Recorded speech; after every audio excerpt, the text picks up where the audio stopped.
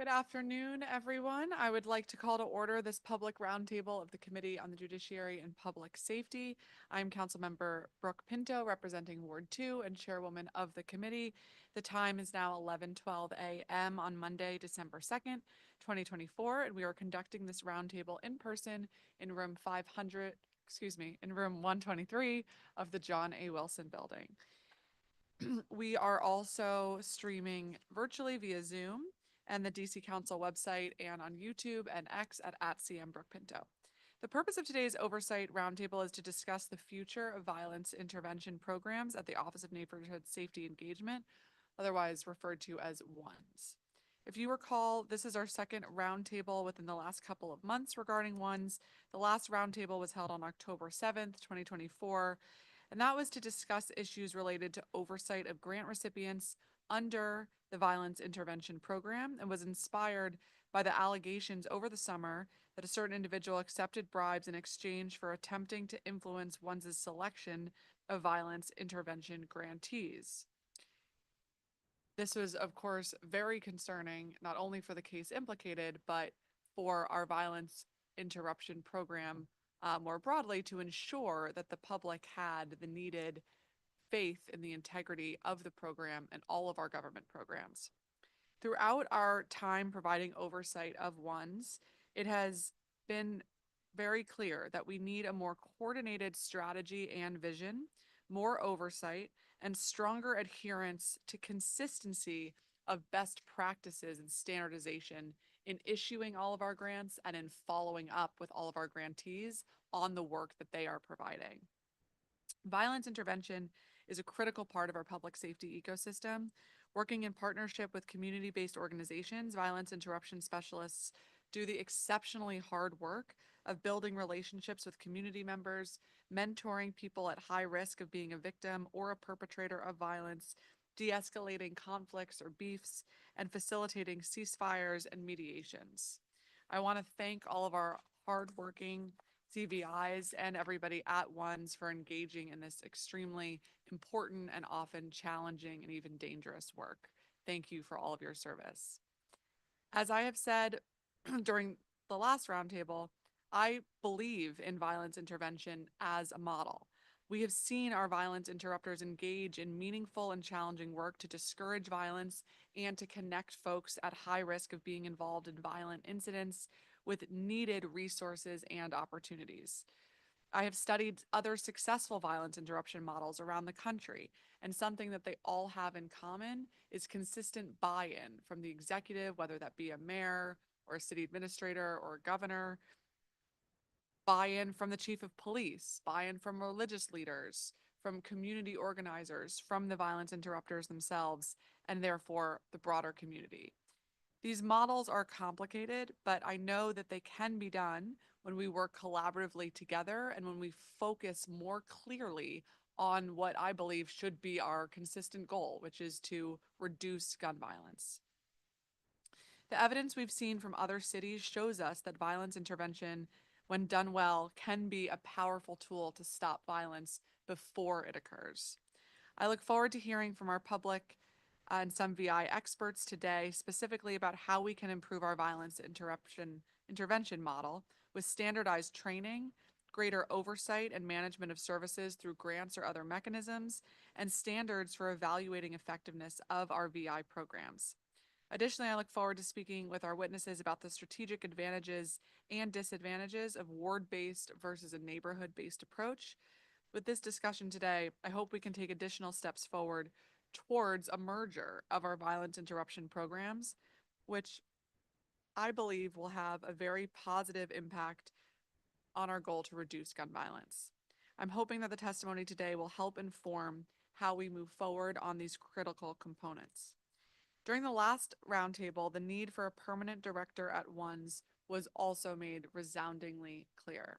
I'm heartened that the executive has recognized the urgency of this issue and has moved forward the nomination of interim director Kwelli Sneed as the permanent director of ONSE after the agency has been without a permanent director for almost a year and a half. We will consider Ms. Sneed's nomination today. I have appreciated Ms. Sneed's focus on building out the infrastructure and professionalism of the agency itself. And I am hoping that we can talk to her today about what can be done to get back to the basics of preventing gun violence and making sure that the mission of the agency is crystal clear and targeted. Today's roundtable will focus on how we move forward and implement improvements to increase that effectiveness of our VI programs, ensure that we're being good stewards of taxpayer dollars with robust and transparent grant making and contracting, and generally improve the public trust in our violence interruption programs. I also hope, as mentioned, that we can focus on the possibility of a merger between the ONSE VI program and OAG's Cure the Streets program, a necessary step, in my view, to ensure that this work can be most effective. I look forward to discussing all of this in more detail today with Director Sneed.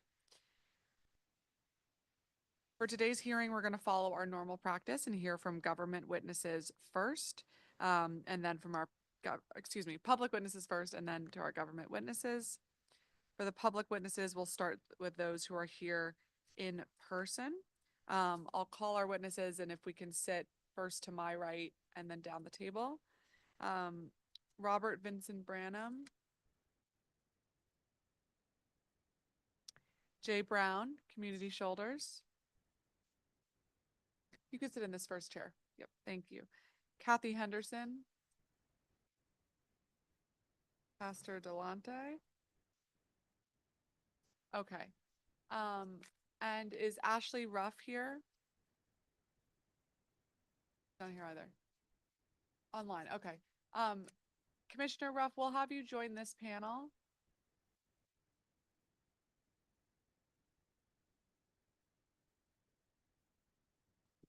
All right. Jay Brown, Community Shoulders, please go ahead when you're ready. Okay. Good morning. Can you guys hear me? I'm not here to oppose Sneed's nomination. I just have the same concerns I did when Pistol Packing Pastor Pam was nominated for Chief of Police. I personally believe that Pam Smith is a very compassionate person and can be an excellent police chief, but she needs some protection, just like I believe the same in reference to Sneed. In reference to Sneed, I believe she was thrown into a fire and has proven she can personally survive those situations. I want her to be in a protected public position so the community can support and survive with her. My concern is most of the people nominated are required to be loyal only to the mayor and her political positions, regardless than being loyal to the community. And the dog and pony shows that they present into the community is not effective. There's a loyalty to the mayor. There's not a loyalty to the community, and it's ineffective. And the community sees straight through it. And then we need, once again, Sneed to be protected. The OUC, also known as the Office of Unaccountable Communications, is a perfect example of that behavior and how the DC Council has nothing in place to protect those individuals who want and need to speak out about issues that need to be addressed for the best interest of the community. We don't have the luxury of time to look for another nominee. We just need to give her, Sneed, the support and independence with meaningful oversight with teeth, so she can be effective and accountable not only to the mayor, but to the community. I understand managing communication and messaging, but silencing the people who are serving the community in these critical positions is a disservice to the entire public safety system.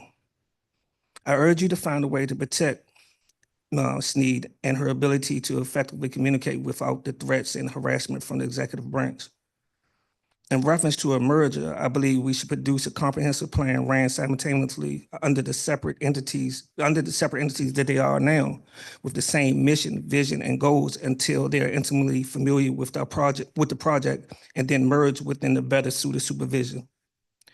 In reference to the ONSE office and the VIs being effective in the community, ward-based versus community-based, is something that we've studied and we looked at for a long time.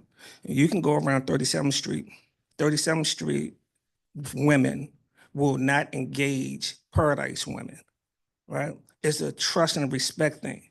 So we have to come up with things that work for independent communities, even though some of the neighborhoods are getting knocked down, like damn, okay. No, some of the neighborhoods are getting knocked down. So a lot of the services are not really community-based because people are being relocated.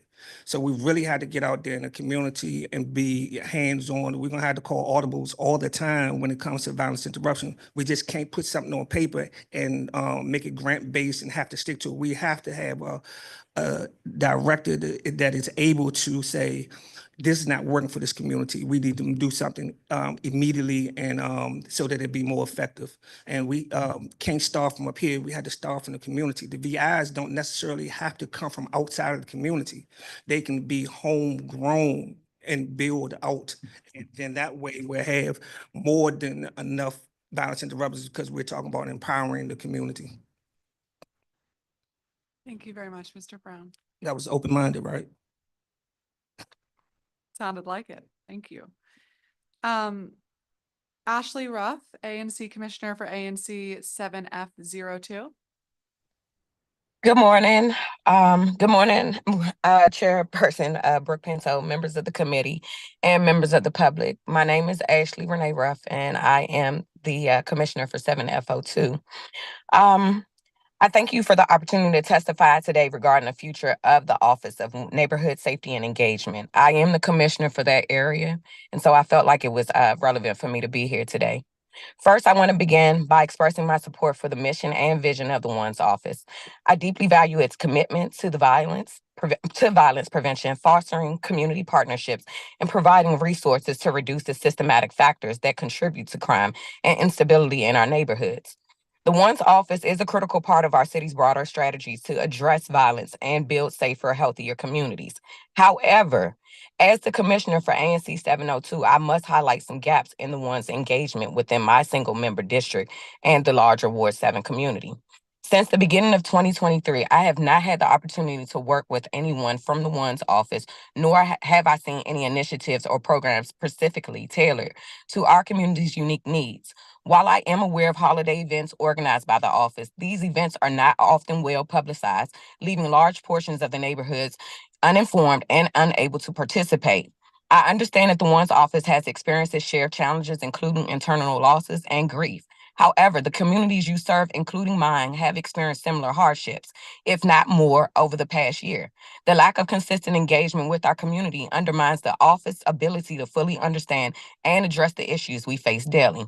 As someone who works closely with the residents of 702, I believe there is a significant opportunity for ONSE to deepen its impact by building stronger relationships with the ANC commissioners, local organizations, and residents. I encourage the office to, number one, increase presence in Ward 7, hold regular meetings or check-ins with ANC commissioners and community leaders to better understand the local challenges and opportunities for collaboration. Number two, improve communication and outreach. Develop more effective ways to notify the community about events, programs, and resources, ensuring all residents can participate and benefit. Number three, strengthen accountability.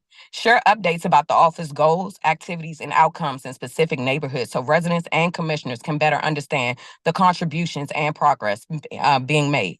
In addition, I urge the ONSE office to leverage new resources and legislative tools to bolster its impact. For example, the recent investments in violent interruption programs through the district's budget should be allocated equitably across wards with a focus on areas that we have seen persistently high levels of violence, such as ANC 7F. Furthermore, the passage of laws like the Building Blocks DC Initiative Act and the Safer, Stronger DC Ombudsman's, I'm sorry, y'all, I'm a little nervous because I started my first day at work too.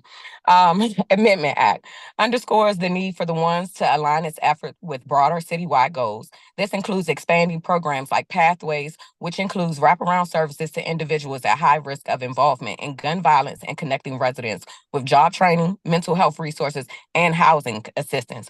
In closing, I want to reiterate my support for the Office of Neighborhood Safety and Engagement. I believe in the work you do and the potential you have to transform lives lives and communities. But to truly fulfill the potential, ones must strengthen its connection to the neighborhood it serves, particularly in underserved areas like Ward 7 and ANC 7F. We need to know who you are, what you do, and how we can work together to build a safer, stronger community. Thank you for your time, consideration. I look forward to continuing this important dialogue and seeing greater engagement from ones in the future. Thank you again. Thank you so much, Commissioner Ruff. I do want to make sure everyone is aware we were supposed to be in room 500 and there were some technical issues. So we are in room 123 in the John A. Wilson building. If anyone is still looking for us there, we are on the first floor in 123. Next, we'll hear from Robert Vincent Branham, Chairman, Ward 5 Leadership Council, Public Safety Committee. Greetings and salutations. I finally found you. On this past Wednesday afternoon, before this Thanksgiving holiday, a public notice was issued for today's hearing. The public was given less than 3 days to register to testify. 180 seconds are all the time the public is given to comment on the Office of Neighborhood Safety and Engagement and the nomination of Ms. Kwelli Sneed as Executive Director. It took me over 20 minutes to be informed by the Office of Risk Management it had not conducted an audit of the Office of Neighborhood Safety and Engagement. Any suspected audit may have been done by an Office of Risk Management internal to the Office of Neighborhood Safety and Engagement. However, there is not any mention of an audit on the agency's website. This is despite the ABC News 7 reporter Scott Taylor quoting from the partial audit report. The committee's hearing announcement referenced a report having been done by the Executive Office of the Mayor. It too is not publicly available. Yet 180 seconds are all I have to comment not only on the Office of Neighborhood Safety and Engagement and the nominee, but also on related federal criminal allegations against one of your colleagues, Ward 8 Councilmember Trayon White, for alleged bribes associated with the Office of Neighborhood Safety and Engagement.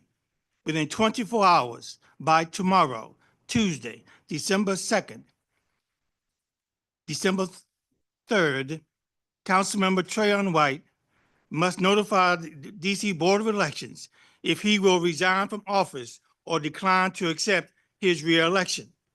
180 seconds are all I have to speak and to persuade. 180 seconds are all I have to testify in support of violence interrupted philosophy and other community-based violence prevention efforts.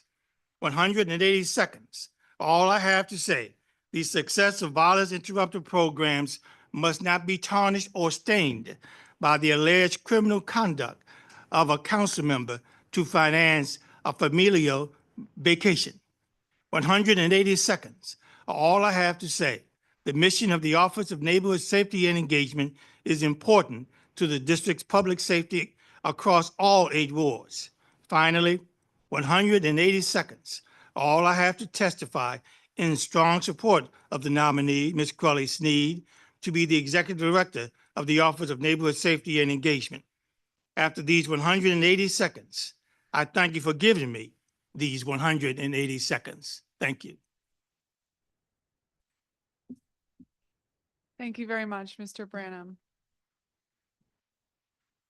So I want to start, I guess actually I'm curious all of your view on this. We have this continuing dialogue as it relates to the ONSE office over the last several years of the needs are so great in the city, and there are a lot of intersectionality of needs between those who are engaging in violence and may have other human needs that need to be supported. And that was part of the thinking about building up the Pathways program around, okay, we have these list of people who may be involved in some of the violent behavior, and we're going to try to provide wraparound supports them. We're going to try to get them into a program and provide training and set them up on a pathway to success. But then other things came up of, well, there may be housing insecurity, or the job that was secured may not have stuck, or maybe the person has a family member in need. And so, okay, should that be the ONSE office that's engaging in all of those wraparounds? And there are benefits and drawbacks to that approach, because we can't have one agency be responsible for everything that the city needs to be doing. But we also have to recognize the real need that these issues do not operate in a silo. And so with that kind of tension or dichotomy in mind, how do you all think that we should be refocusing our effort to really streamline what the mission of ONSE is in order to reduce gun violence specifically? Go ahead, Mr. Brown. In reference to the overall needs of the members of the community, there are limitations on what the violence interrupters can do. There's training concerns and their limitation, their reality. There's not an opportunity for them to really speak out about what's going on within the ONSE office because of the executive office. But it's not a hard fix. You know, you have members, the violence interrupters, you know, they collect data. They collect data all the time. They share it with certain people, all right? They share it with certain organizations, certain entities. But if those violence interrupters was able to put in a database on a daily basis, and I think this was already part of the mission, put it in a database on a daily mission, the needs of members of the community, and forward those needs to the appropriate agencies outside of the ONSE office and get a response within 72 hours. If that agency can handle that referral or not, I think it would take the load off of the violence interrupters mission, and they get the opportunity and support from other agencies. They're just collecting data. We're not asking them to make miracles when it comes to gun violence. Collect data, share the appropriate data with the appropriate agency, get the support. Then we work like the mayor would normally say in the ecosystem. That's how we evolve. We're not asking the ONSE office to save the world. We're just asking them to be responsible with information that they're sharing and be willing to listen to information from the community. So if I'm approached by somebody who's a violence interrupter and they say, hey, what's going on with you? And I say, hey, I need housing, I need job, I need so and so and so and so. And they say, well, look, this is not in our wheelhouse. We're just trying to, what they would use is say, we need to address the shooters. And I'm like, hey, if the shooter was in a better position in life and quality of life issues was addressed, he may not be willing to pick up that gun. So I need that violence interrupter to say, boom, let me get in touch with DBH. Let me get in touch with Human Services. Let me get in touch with the Department of Health. Address those quality of life issues, but in a reasonable and respectable time so that we won't take away from the credibility of the violence interrupter. This is a shared responsibility, a whole community responsibility. Thank you very much.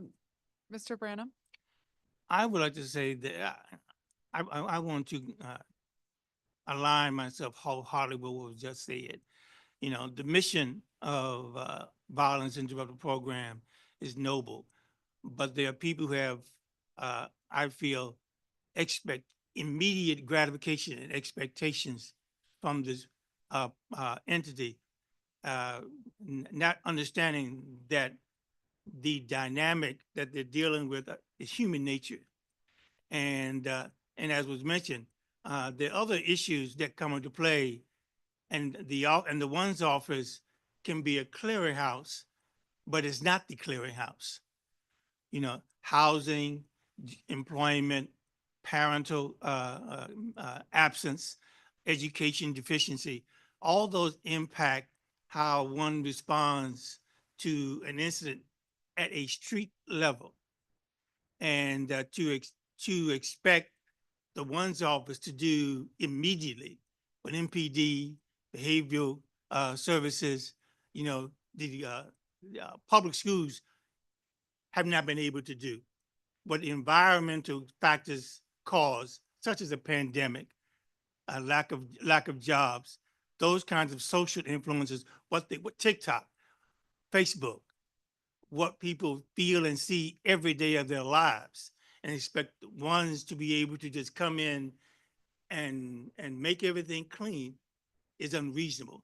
The one's office can play a role, can play a factor, can be a factor, and be a positive influence in what goes on, and bring in those entities to help resolve issues at the neighborhood level, combined with the efforts that are being done by others on the street. I'm not a part officially of the violence interrupter of any interrupter program in the city, but I can tell you in my neighborhood, I'm involved. As recent as last week, and I think I shared some of that with you, Councilman. But I was on scene of an incident.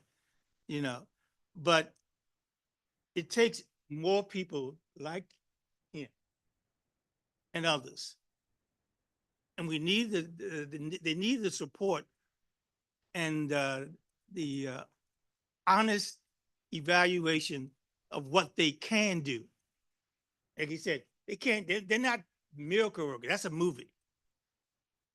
But they can have a positive influence on the lives of people who think the best way to do it is with a gun. Thank you. I want to say one more thing. And I said this before. If the violence interrupters can get away from the name violence interruption, they would be more inclusive. I try to get you guys to focus on quality of life coalition, where we'll have more people feel like they could be a part of the success of seeking peace. And when you say violence interrupters, sometimes people will sit back and they say, what are they going to do? When are they going to do it? So forth and so on. But if you talk about quality of life coalition, then people are more inclined to getting involved and saying, I'm a part of that. Not just people who look like me, but people up in the Palisades, people who are becoming victims up on Wisconsin Avenue. They can become a part of the business zone. They can become a part of this quality of life coalition. So let's get away from the term violence interrupters and focus more so on quality of life coalition movement. And that will be more effective when you talk about bringing other people in. Like Ms. Ruff said, bringing the ANCs and bringing the moms who are respected in the community, bringing these people out. They feel like they don't have to sit around and wait for this miracle to come. They can be a part of their own salvation when it comes to peace. I guess when I hear something like quality of life coalition, that to me is just a totally different type of needed idea, but not necessarily an adherence to the model of gun violence prevention in the way that we've seen success with that focus in other cities across the country. I need you to hear it this way. We need to be more inclusive. The ONSE office have their mission statement. DBH has their mission statement. The health department has their mission statement. But when we're talking about quality of life coalition, that means bringing everybody in, being responsible, getting back to the community members in a reasonable time, with them staying within their lane.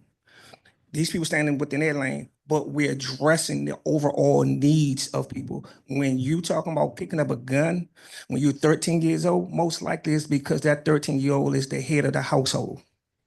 He's the leader, he's the provider. So he has to go out there and make sure his kids eat. He got to protect his mother who may not be in the best mindset, right? So we had to look at the overall picture. You can't handicap the ONSE office by not mandating that they get support from all these other agencies.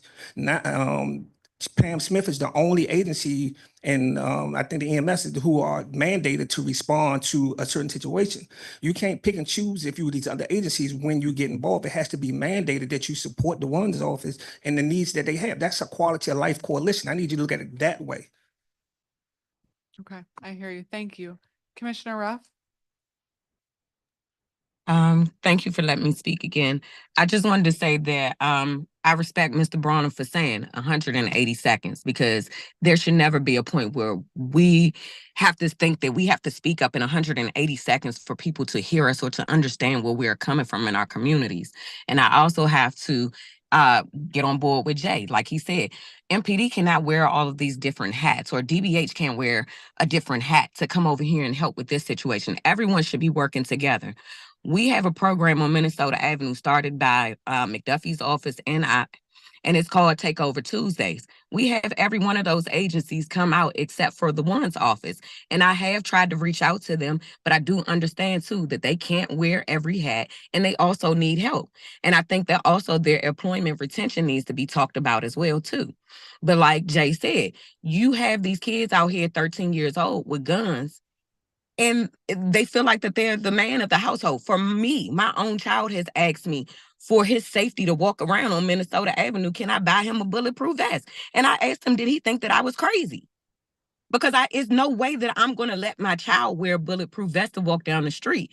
But at the same time, I have to understand where he lives, what is going through his head, and he's only about to be 12 next week. No child should be even thinking about that. The ONSE office should have someone from each office working in that building. That building is an old MPD, the old 6D to be exact. There is enough room to house one person from each agency in there to actually help the community when it comes to housing, when it comes to mental health. What is it? Critical response. I'm still waiting on critical response to hit me back on Friday night when I saw a young lady having an issue at Benning Road Denny's. But I'm still waiting for them. But I feel like that if they were working hand in hand with the ONSE office, we would have all of the services that we need. We wouldn't have to worry about the crime rate being so high or this person being homeless, this person out here doing this, because we would actually have the resources that we need. And so, like I just said, I agree with my other colleagues. 180 seconds is what I'm going to stick to, like Mr. Barnum too, because we shouldn't have to, give up our whole testimony in 180 seconds. People should be listening to us. We shouldn't even be here at this point begging for help. And as I said before, I'm the commissioner over there at 7F. Well, to be exact, 7FO2.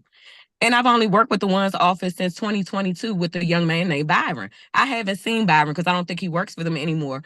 But I have sent numerous of emails, and not heard anything back. Have not worked with anyone. And like I said, here it is now. We're in 24, going in 2025. And then also, when it comes down to us nominating the young lady, I have an issue with that, and it's not with her. My issue with the nomination is, like Mr. Barnum said, we just found out 3 days ago to sign up for this. Sometimes I know about stuff in advance because I may look through the actual schedule for council and sign up, but sometimes I forget. But I think for this one, we were just notified 3 days ago because there was an actual person from council that sent an email out saying, hey, we would really like for you to come down, blah, blah, blah. And that's fine. But when I look at it, the nominee is from Ward 4, and she's being nominated by the mayor. Most of the mayor's nominees, they don't really do nothing for our community. And this is going back to my experience with DPR, another mayor's nominee. And it seems crazy. Why are we not nominating someone from Ward 7? Are we saying that Ward 7 doesn't have the skills, the attributes, or the brain to actually, help out with violence prevention? And as Jay said, the name needs to be changed to include everyone in the city. But going back to the nominee, we really don't know anything about her, but besides what we have looked up by her name on the internet. As the commissioner for that area, I had no idea that she was even in the place for the director as intern, because I thought that it was someone else. We have not had any conversations. No one is coming to the meetings. So again, I would like to see a little bit more transparency in this. I would like to see other people helping the ONSE office out, and I would like to see more of Ward 7 in these positions because it speaks volume and power. Thank you. Thank you very much. I do want to note in terms of the timeline, I have been asking and urging for a permanent nominee for this agency for a year and a half, because I think it sends an important message and allows for the operational needs of this important agency to be prioritized when there is a permanent director. And I think not having a permanent director in place is not a good place for the agency to be. So as soon as the mayor sent the nomination down, it was a priority for me to make sure that this hearing was scheduled so we can hear from the community and make sure that we can try to move forward in a direction that is best for everybody, that again can focus on our number one goal with this agency to prevent gun violence. And so that was part of what that timeline and urgency was and is about, in my view. I want to invite some others to join this conversation. We have been joined by Pastor Delonte Golston, Executive Director for Just Peace Ministries and Peace Walks DC. Pastor, if you have any statement you'd like to share, please go ahead. Sure. Good morning, Madam Chair. Good morning, Madam Chair, and to all of my neighbors that are here. Director Sneed, good to be in this room. Brother Jay Brown, certainly to my sister Ashley, Commissioner Ashley. To Julia, who I just saw walk in. It's good to see all of you this morning. I just want to say that I appreciate the comments that I've heard so far, particularly the comment from Commissioner Ruff. I do appreciate what she said, especially as the commissioner in that area, that she's looking for consistent feedback and outreach as a leader in that ward. I think that's an important comment that needs to be seriously considered here. I certainly also associate myself with the overall comments that my brother Jay Brown has offered about what a quality of life coalition could really mean for the city overall. I think the reason why I took off on my day off, my Sabbath, to come here, anyone who knows me knows that I don't actually normally work on Mondays. It's the one day a week that I kind of cherish for family time. But I think I came down here because I took the time to sit with Interim Director Sneed when she was first appointed. As soon as I saw that she was made interim, I made it my business to have FaceTime with her, and it wasn't hard. It was easy to set up a meeting with her, and I appreciated that. I've been just paying attention to her leadership. I've appreciated that she's somebody who I've experienced to desire fidelity in that office to national standards and best practices as it relates to CVI work overall.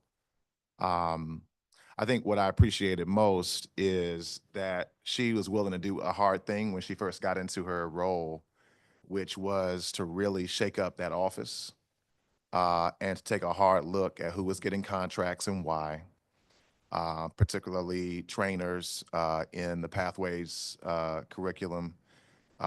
She was willing to take a hard look and an honest evaluation and audit of how contracts were being awarded to CVI organizations and professionals. Long before there was any controversy. What does this mean? Does this mean I don't have any time? Okay. You're 180 seconds. Oh, I didn't realize. I didn't realize my 180 seconds. I didn't realize I was being given 180 seconds, first of all, but I didn't realize it was going to go by like that. But let me try to wrap this up then. I'll just say that she's made, I think, important contributions to this work by making hard decisions. She's not exactly loved by everybody in the CVI space, and I think that's a good thing because she's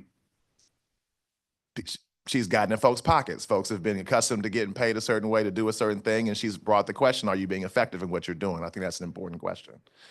I want to say this, though, in terms of what it means to ensure her success. I'm very interested in ensuring that should she be confirmed, that she can succeed in this role. I don't want to see what happened to Dale happen to her.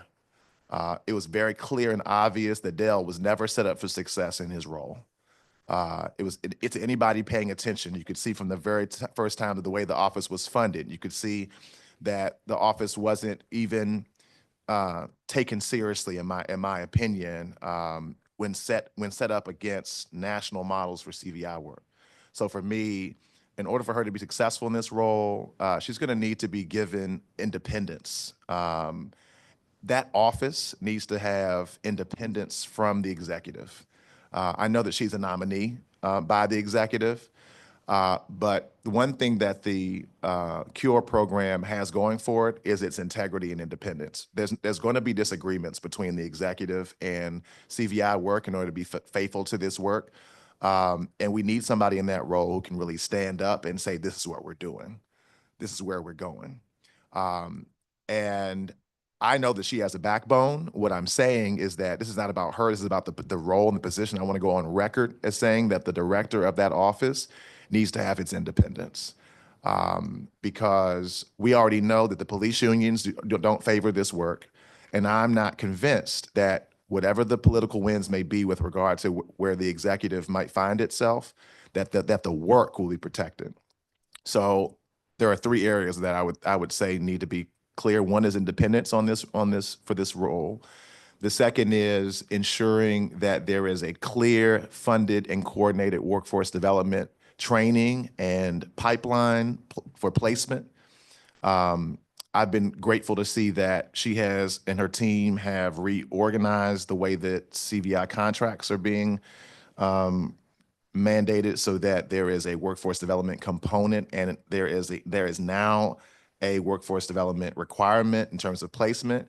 But the funding has to be there, the coordination has to be there on the part of the business community, on the part of the philanthropy community. That must be in place in order for her to be successful in this role. And the last thing I'll say is regarding housing. To me, it's heartbreaking. I don't even know what language I can give to know that their housing budget was cut this past year. In order for Dale had the same concerns, frustrations with regard to being able to do this work effectively. How do you minister to or provide assistance to a family after it's experienced this most difficult day in their life, and both their temporary and permanent housing options are severely constrained? In fact, I would say that the temporary housing that's currently being provided is, in fact, nothing short of re-traumatization to folks who have already been through a very difficult time.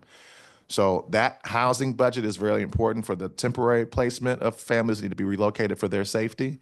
But the permanent housing for folks who are in pathways, permanent housing for the families who are survivors of gun violence, that budget has to be at a level where they can actually make permanent placements. And right now, they're not able to do that work. And so that is severely jeopardizing their ability to actually be effective, because when they can't give word and keep their word to families, and they can't do the same thing for CVI workers, right? So those are some serious needs. I really could go on, and I'm restraining from saying a lot of other things with regard to the need for effectiveness in the CVI space in particular, but I don't want to. You can ask me questions, and I'm willing to answer whatever additional questions you have. Thank you, Pastor. Appreciate that.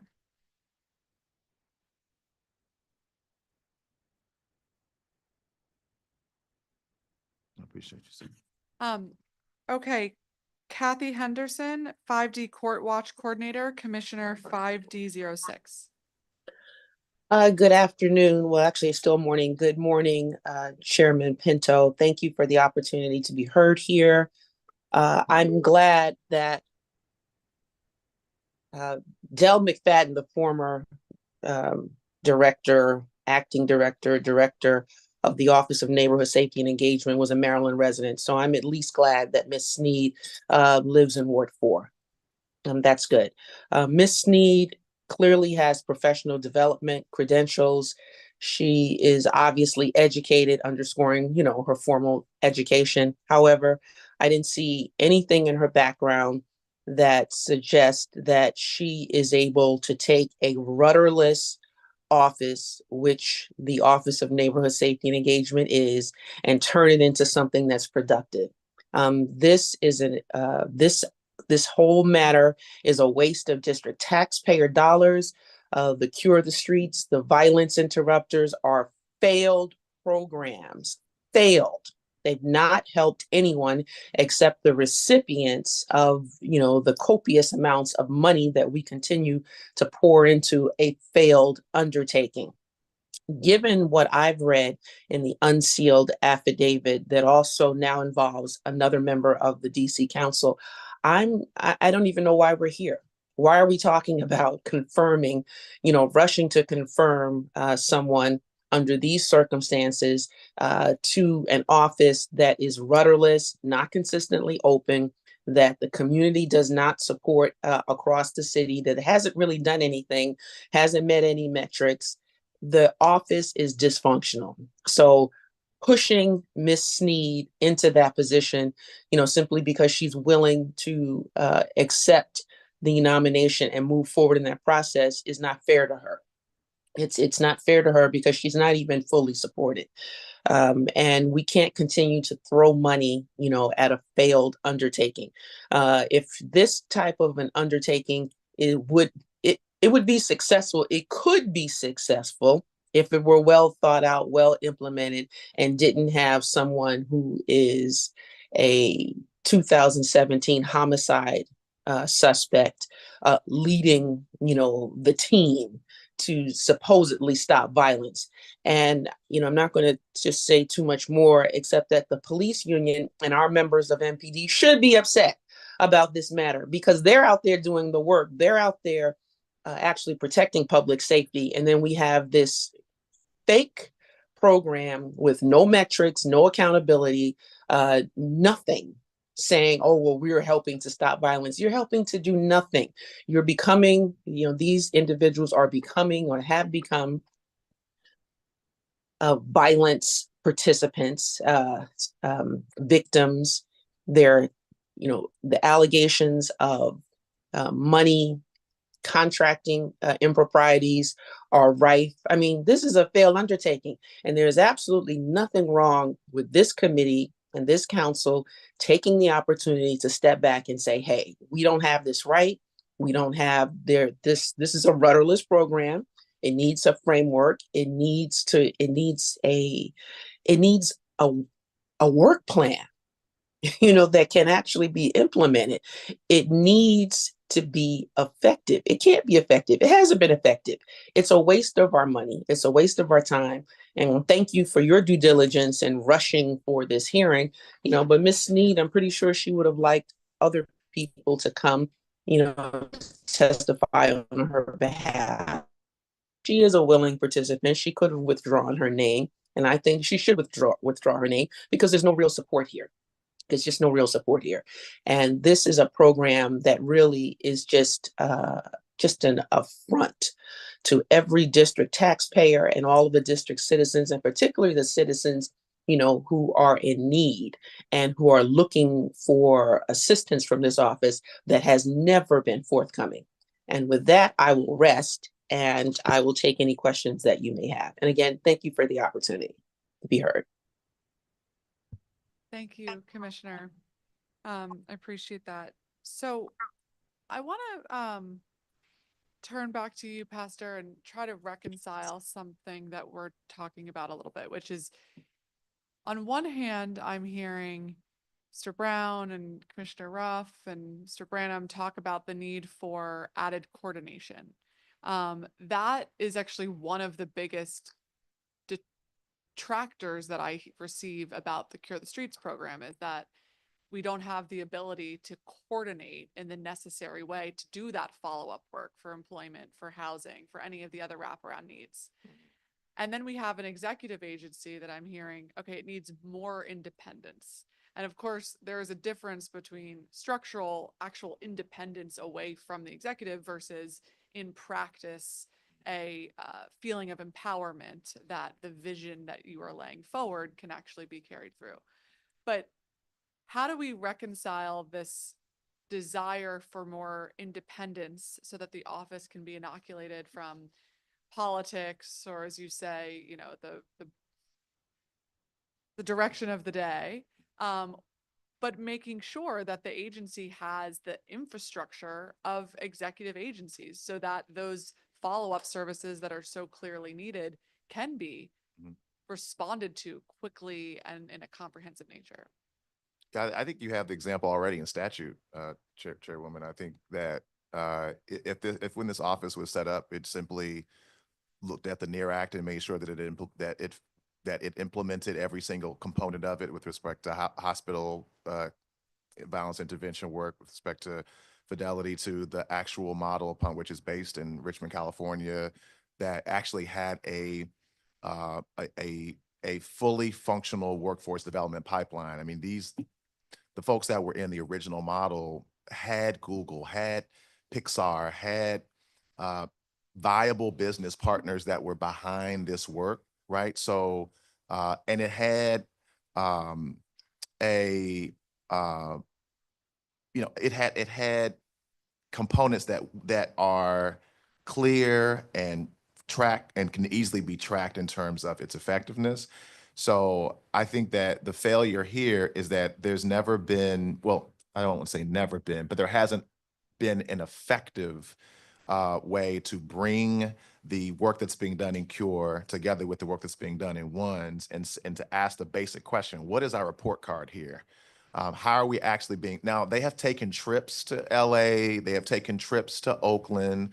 I know that the CVI workers have taken trips to Chicago to meet with some of the CVI leaders there. I know that has happened, but what hasn't happened in a coordinated way, in my view, is to say, now, in what way are we actually tracking with success indicators across the board? I think that if given independence, in order to be successful, that's the conversation that has to be had.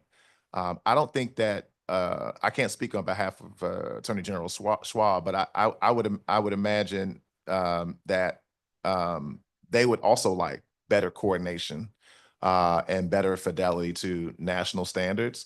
And so that's my view. If there can't be coordination around mental health care, around housing, around a workforce development pipeline, and if you can't even compensate CVI workers well, giving them an actual, treating them like they're professionals, giving them actual benefits, I mean, how can they know what they're being held accountable for? And then how can they feel like they're being actually treated as the professionals that we're telling them that they are, right? So one of my primary contributions as a board member for Peace for DC has been really overseeing the Peace Academy and really trying to get CVI workers to see their work as work that's done by a professional, like you know, really knowing and trusting in, you know, the effectiveness and fidelity of your work, that you know that you are a part of a community that is a national community of prevention workers. But the fact that that work has not been intentionally invested in, I mean, just think about it. Why on earth should a nonprofit called Peace for DC have to come up with a training module for CVI workers if the District of Columbia came up with this office in the first place? I mean, it's nonsensical. It boggles the mind to think that this city would put an office in place and not actually provide the training that's necessary for its workers. So this is the reason why I don't have confidence in the executive, because I don't see the vision around fidelity to prevention in this way. This is the reason why I make the argument for independence, but it's also the reason why I make the case for there being a real report card for this work that comes from just sticking to the standards. We know where this work comes from, and we know, at least in DC, we know every single legislative mandate that the NEAR Act proposed. My question for the last, what is it now, 8 years, maybe 9 years, has been, when are we going to actually fund it?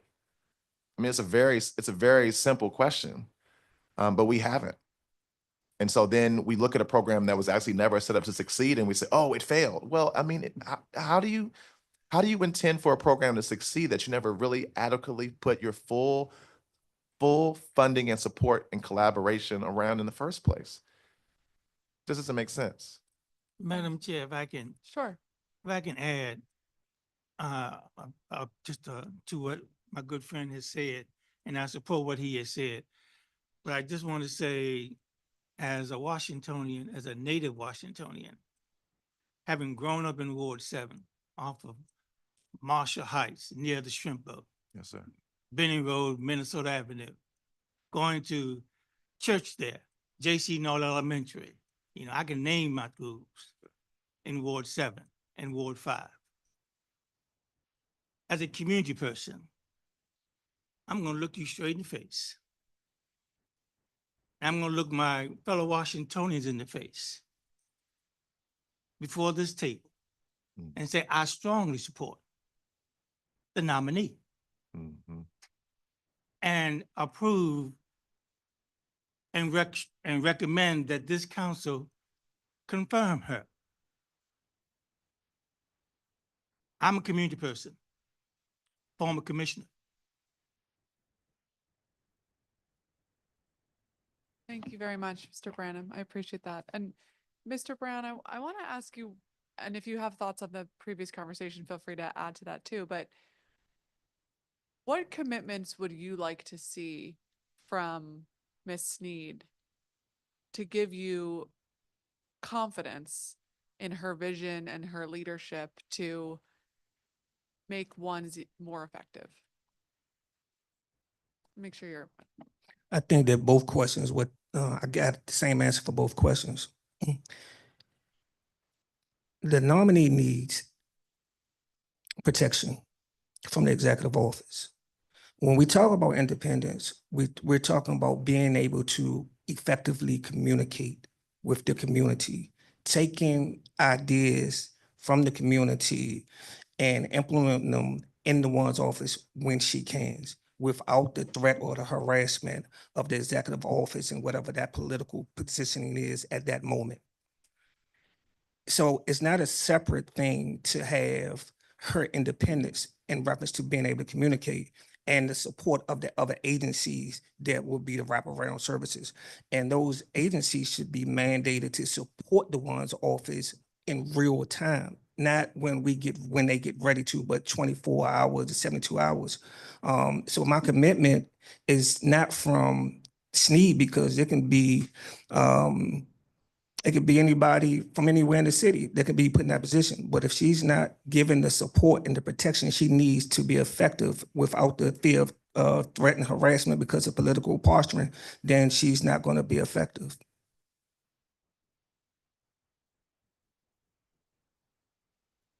thank you. Okay.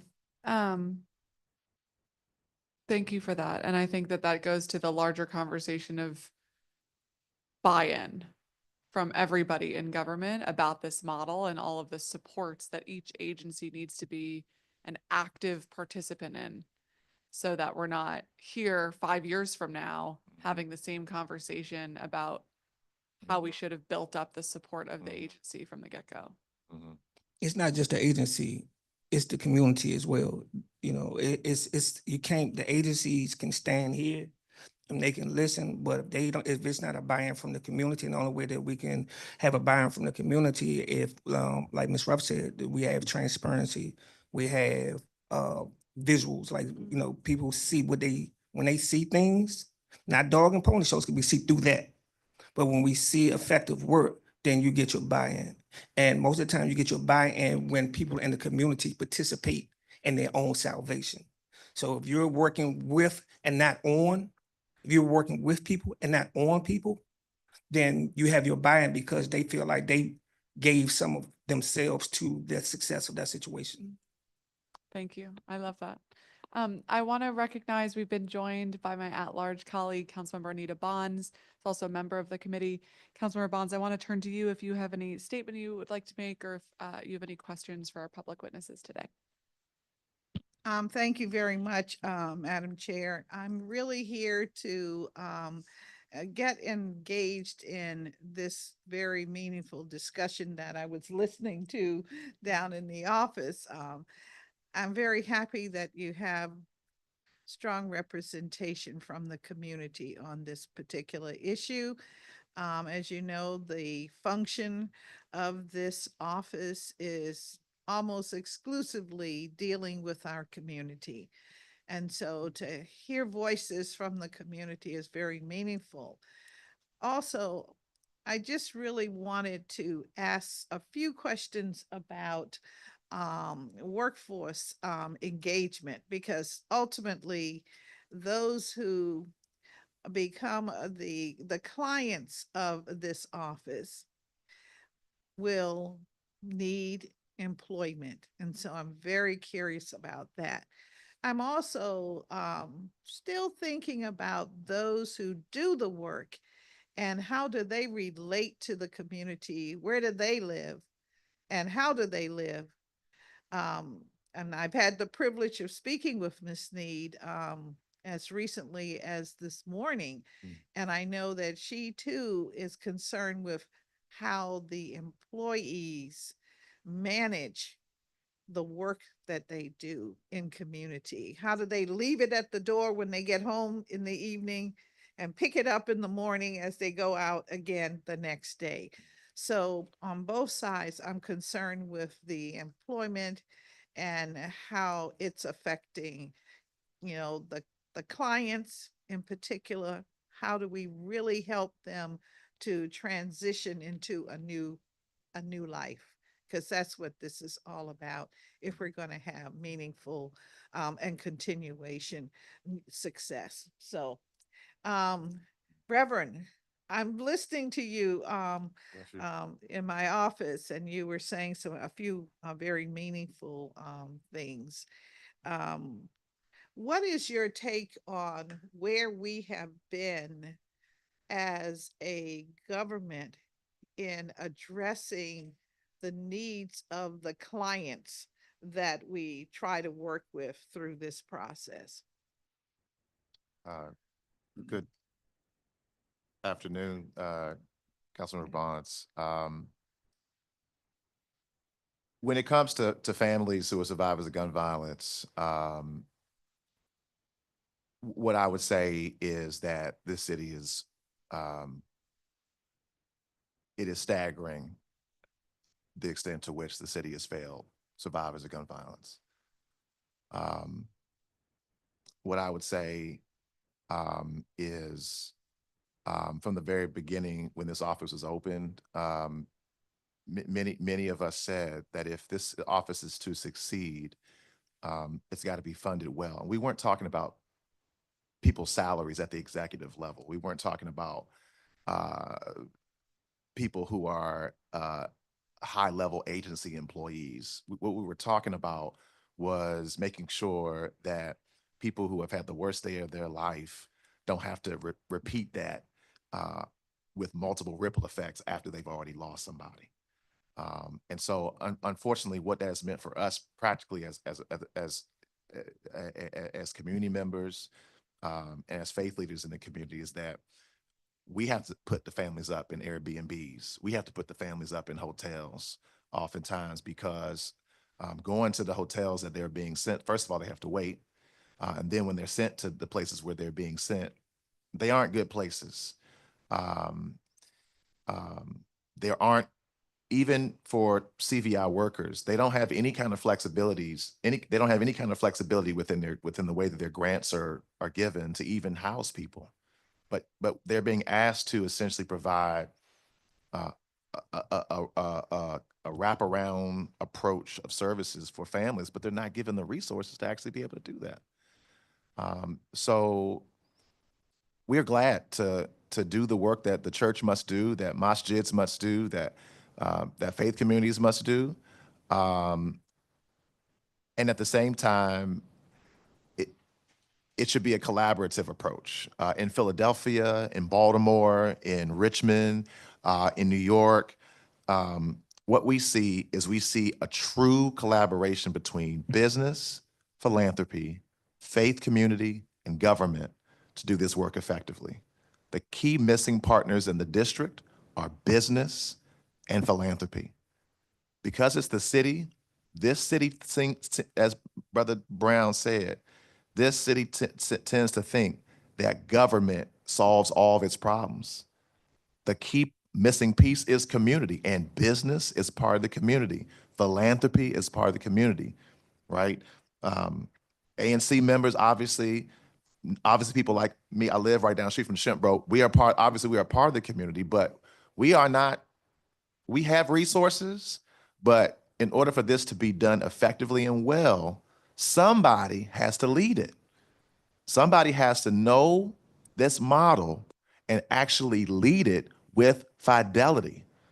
The business community cannot just be called upon as a public safety partner when they're afraid that their businesses are going to be robbed. The business community cannot just be called upon as a community partner when it's looking for more policing. The business community, in order for this model to work effectively, if we want 12-year-olds, 13-year-olds, 18-year-olds, 25-year-olds to actually see a future for themselves in the city, the business community has to be an important part of that. Philanthropy has to be an important part of that.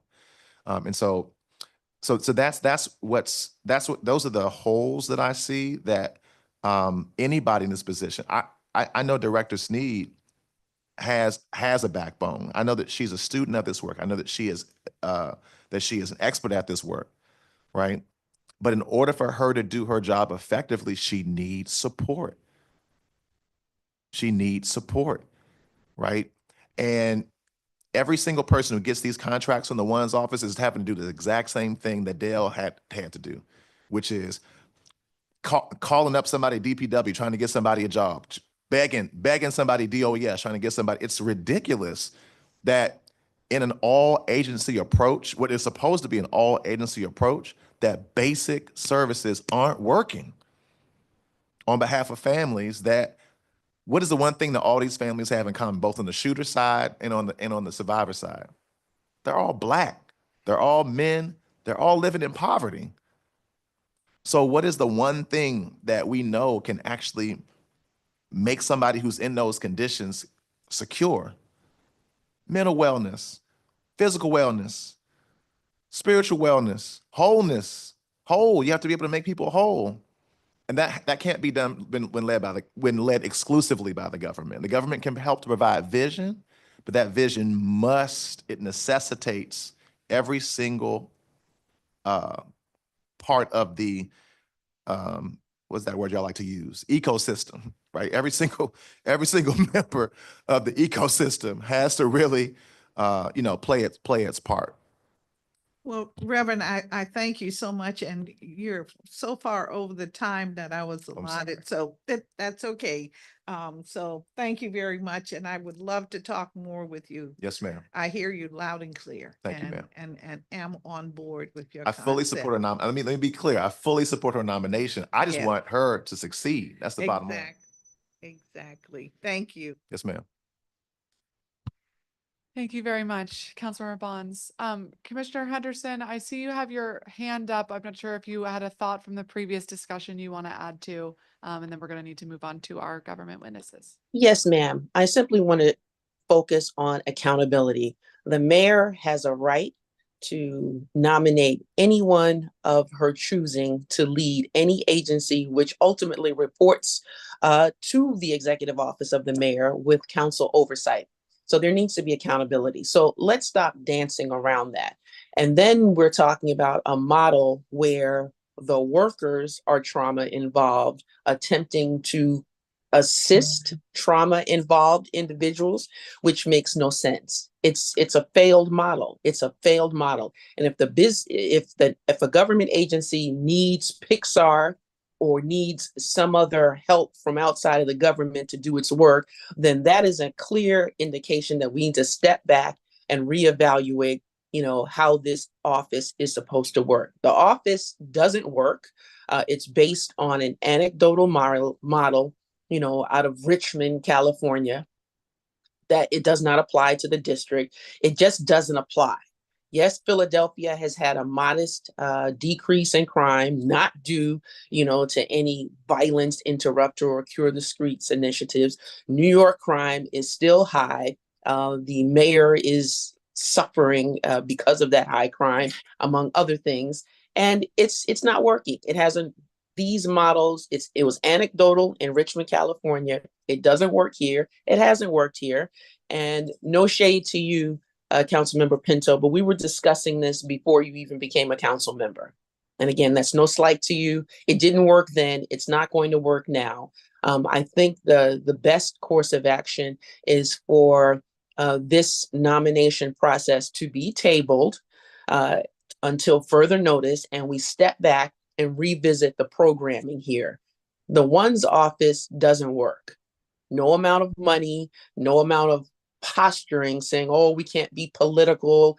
It is political. It's a government agency with government funded. It's funded through taxpayer dollars.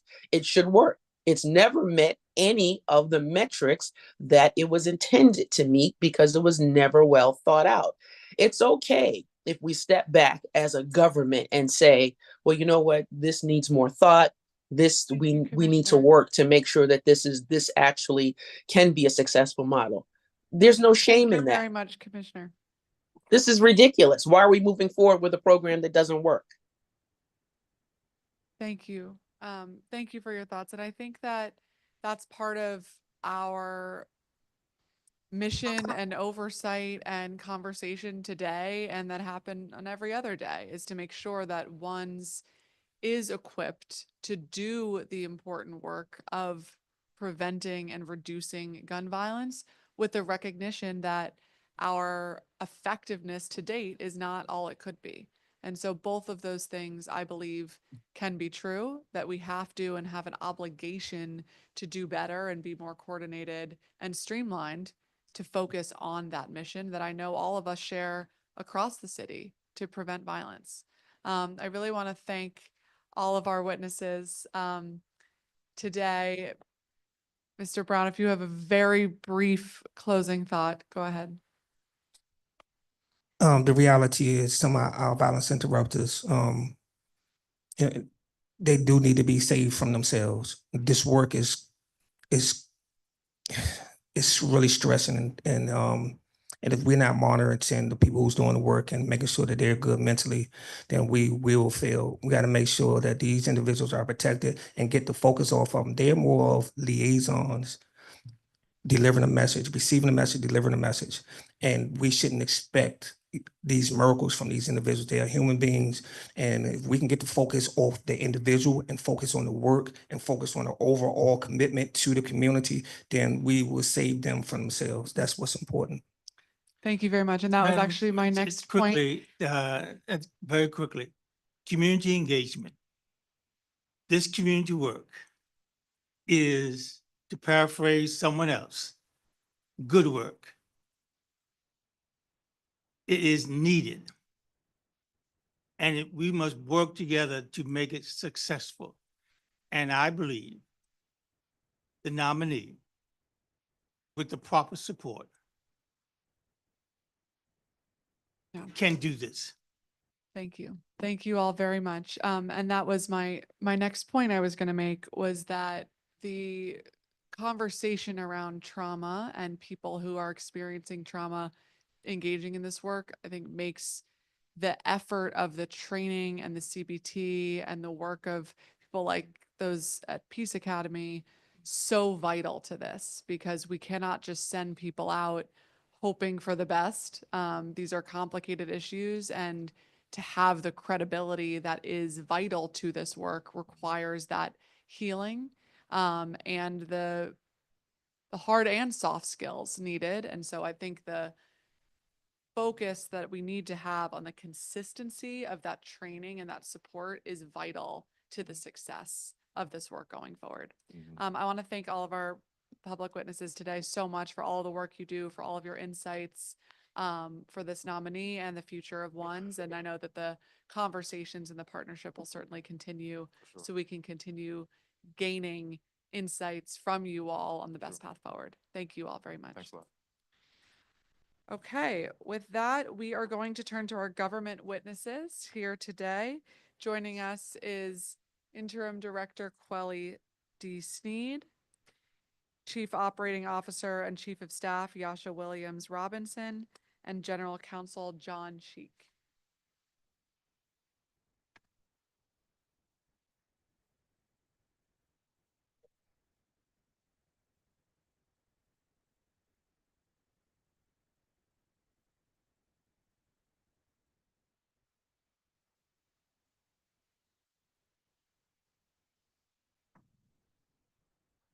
Welcome, everyone.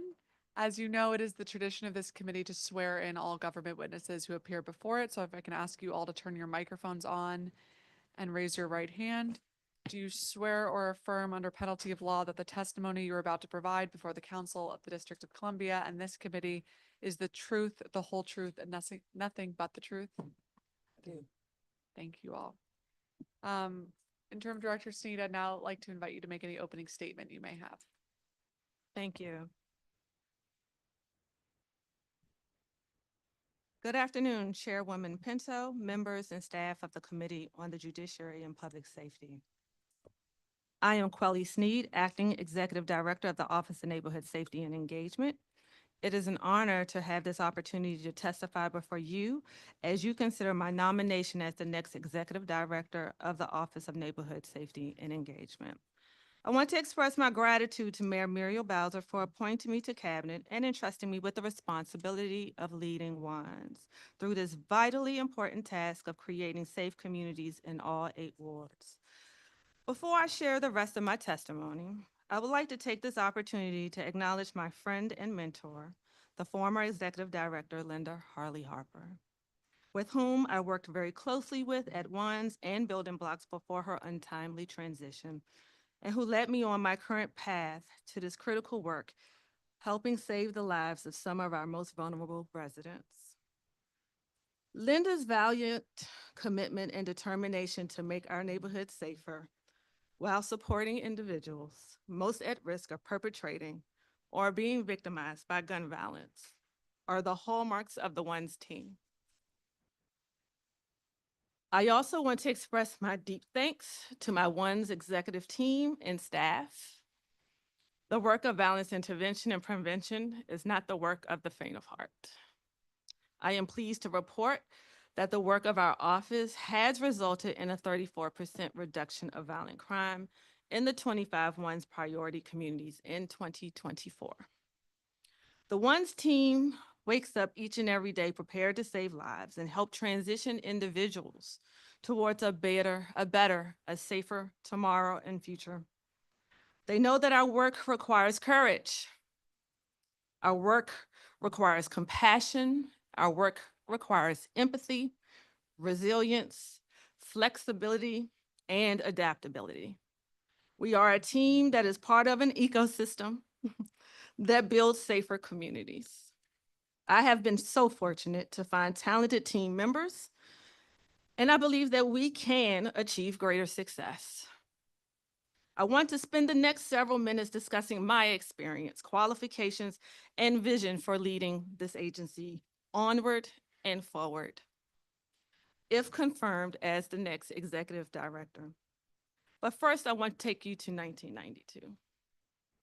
That year, I was a 14-year-old girl who experienced the loss of a good friend to gun violence. And sadly, he would not be the last. My friend Rico was the victim of gun violence during the first hours of 1992. And the experience of his loss has stayed with me since that time. As a child, looking at another child in a casket who was once full of life, often a jokester and a prankster, yet laying so still, is an image that stayed with me and guided my work. Hearing the cries of his relatives and my friends has never left me. That experience is one of the many reasons that drove me to district government service to be a change agent. I am a native Washingtonian. The opportunity to serve my city is something I deeply cherish and have never taken for granted. I am the child of a retired DC Public Schools teacher, the daughter of a former DPW employee. I am the niece of a retired Metropolitan Police Department detective and a retired district housing manager. Public service in the district runs deeply in my family and in my blood. I have more than 15 years of experience in career building, transforming, strengthening district government agencies, including at the Office of the State Superintendent of Education, Department of Public Works, the Department of Parks and Recreation, Department of General Services, and I have also served as the Dean of the Department of Human Resources at the City University and Career Pathways program. As an educator, I have spent time preparing adults for the GED and helping residents achieve their greatest potential through district government apprenticeship programs. Organizing agencies to provide services to residents that are of the greatest impact are the hallmarks of my district government career in service. I am an educator, transformer, connector, and a fixer, and I know how government works. From 2002 to 2005, I served 3 years as an educational advocate, case manager, and program manager at Cornell Abraxas Youth and Family Services, formerly on Benning Road and Minnesota Avenue. While there, I counseled youth between the ages of 12 and 20 at the Oak Hill Youth Center. Prior to their release into the community, I led teams to coordinate educational plans and placement for returning youth. While there, I built relationships with community liaisons and district government. At the beginning of the pandemic, I served as the chief of staff at Building Blocks DC, which would later become the Office of Gun Violence Prevention. My work there was instrumental in establishing this pioneering organization, the first in the district to address gun violence using a public health approach to meet urgent needs of our residents. While at Building Blocks, I also served as a senior advisor to the director for a staff of 40, defining staffing plans. I managed a $15 million budget that funded 15 agencies in support of the American Rescue Plan Act. These ARPA funds were used to support gun violence initiatives exacerbated by COVID-19. Finally, I collaborated with the University of the District of Columbia to create a 4-week training program for violence interrupters. ONSE was created to address gun violence reduction in the district while assisting communities along the way. Our mission is to build partnerships and implement strategies that reduce gun violence in the district. We firmly believe in the power of community to drive this work. With our community partners, ONSE is a key player in the public safety and justice ecosystem. My time as interim and acting executive director at ONSE has afforded me the opportunity to thoroughly examine our violence intervention programs, our service delivery, our operations, and to determine where improvements are needed. Some of our success during my tenure include a 34% reduction in violent crime in ONSE priority areas. We are moving to a ward-based approach to violence intervention to help bring safe environments to all wards. We are strengthening our partnership with MPD and community leaders to most effectively identify areas where we need to drive our resources and our impact. We have instituted a new grant monitoring and operation with updated policies, processes, and controls, including in-house grant monitoring with our new compliance unit. We have laid out plans to strengthen our Signature Pathways program to add more workforce development and job readiness trainings for participants.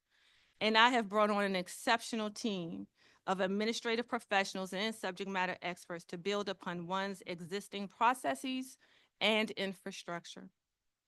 Throughout fiscal year 2024, these changes have resulted in programming that is directly felt and impacted residents in our priority communities. Some examples include vetting and awarding mini grants to 27 community-based organizations to continue providing violence prevention services on the ground. These funds were matched by our community partner, the Greater Washington Community Foundation. Hosting a 2-day healing-centered forum designed to help build resilience into violence for all district residents and ONSE providers. Graduating 3 whole cohorts of pathways, or a total of 62 pathways ambassadors who receive life skills, training, and workforce development support. We will soon graduate an additional 23 ambassadors from the current class of cohort 18. Achieving great progress with engaging our people of promise, going from 22% to a 65% engagement rate. Facilitating 17 homicide victim remembrance events through the Family and Survivor Support Division to help families rebuild their lives from trauma. Refocusing our efforts on sharing with the community how we impact reductions in gun violence by communicating successes through our website and social media platforms. My vision for ONSE is for our work to continue to drive down gun violence. Right now, we're seeing a market reduction that we build upon. But during my tenure at ONSE, we have begun a transitional period. And we will start the new year with new grantees that will provide gun violence prevention and intervention services. Chairperson Pinto and members of the council, thank you for your time and consideration today. For the past 21 months, my team at ONSE and I have been focused on the future, and we have had several significant wins reducing gun violence, and as a result, seeing a decrease in the number of residents experiencing less trauma. If given the opportunity to continue to serve in this role on a permanent basis, I intend to finish the work my team and I have started. We are seeing lives change, and we all are committed to this work. Thank you. It is truly an honor to be nominated at ONSE. I look forward to carving an even deeper and more collaborative relationship with the council under Mayor Bowser's leadership. With all that I have said, I am happy to address any questions you may have. Well, thank you very much, Interim Director Sneed, for your testimony and for all of the work that you have provided with this agency over the last several years. And thank you for sharing your story about your friend Rico. I'm sorry to hear that, and I can imagine that continue to provide you guidance and inspiration. We're going to do 15-minute rounds, Councilmember Bonds. So first I want to ask you, what is the mission of ONSE, and what do you think the mission should be? I think the answer for both questions remain the same: drive down gun violence and help people along the way. Okay, and what does that mean, help people along the way? We are an agency, and I really want to acknowledge all of the panelists. I receive most of what was said here today. The mission of ONSE is big, it's large. It's not only helping the actual client, but it's also helping the client's parents or the family that's associated, and it's helping with emergency placement for residents. It's helping with job readiness. It's helping with unfortunate times burial support. It's helping with preparing an individual for a pivot, for a change, for a better way of living. And do you think with that kind of expanded gamut, not just gun violence, but helping the full ecosystem, we have gotten away from the core founding mission around driving down gun violence? Or is that expansion a necessary component if our goal is to reduce gun violence? If you're meeting people where they are, people come with all sorts of dynamics, all sorts of situations, circumstances. And many of what I just listed or mentioned is a part of them. And so with addressing the whole person, you can't overlook or silo or compartmentalize the different dynamics that they bring to the table. If there's housing insecurity, yes, ONSE has to be able to identify a path forward for that individual and client. Oftentimes that is working with sister agencies. Oftentimes that is working with community-based organizations. It's the whole person that that comes to you. And so therefore, as a proponent of wellness, you can't overlook the different aspects. You have to take the person intact and with all what they bring to the table. Okay. So let's focus a little bit on who the people you're serving are. When you say when the person comes to you, are these individuals that are being referred to the agency by the grantees? Are these individuals as part of a list that the city has maintained? How can one become a client of ONSE to therefore qualify for what I hear you saying should be a kind of expedited sense of wraparound services? There are multiple doors at once. So if, for example, I'll give you the example of family survivor and support services. They are often confronted with the unfortunate demise of an individual who may have succumbed to gun violence or has been impacted by gun violence. So therefore, when the case manager goes to the home, uh, multiple things you're dealing with a grieving family, for instance, that requires grief counseling. There's also burial support. So there are different ways. Not only are you dealing with the client, but you're also the extended family that comes with the client that have needs that need to be met or addressed. As for our Pathways program, is our signature program at ONSE. We have a referral system that comes from federal partners, comes from local partners, it comes from ANCs. And then there's an item or a checklist where you will look to see, okay, is this a true, does this person meet the true criteria and will benefit from that program? That's just the entrance. Now you have to also assess fit. You have to assess and do conflict mapping. Is this current cohort a viable space for that person to be successful for those different things? That's another example of how I look at our violence interrupters as oftentimes the getters. They help us identify people of promise. In the community, we build our relationships. Sometimes they're incarcerated at DC jail or the Federal Bureau of Prisons, and we work with them upon their release so they'll have a connection with us when they return to the community. So there's multiple doors and ways for a client to become a ONSE client or family member. So we heard from some of our public witnesses today about the need for more coordination with agencies. Mhm. And, Mr. Brown talked about this as the violence interrupters almost being like data collectors and then sharing what the needs are with other agencies who can provide those services. And as you talk about some of what you are already doing, there seems to be some overlap with what we're hearing should be the mission of ONSE and what you're saying is. And so where do you see that disconnect being from what some in the community are perceiving as an area of opportunity or where the agency should head versus what you're saying is the work that you are already engaged in? I will say that ONSE has not been particularly haven't done well in the sharing, the success, and the stories of ONSE. We have our violence interrupters that are in the communities, and they are the first data retrievers.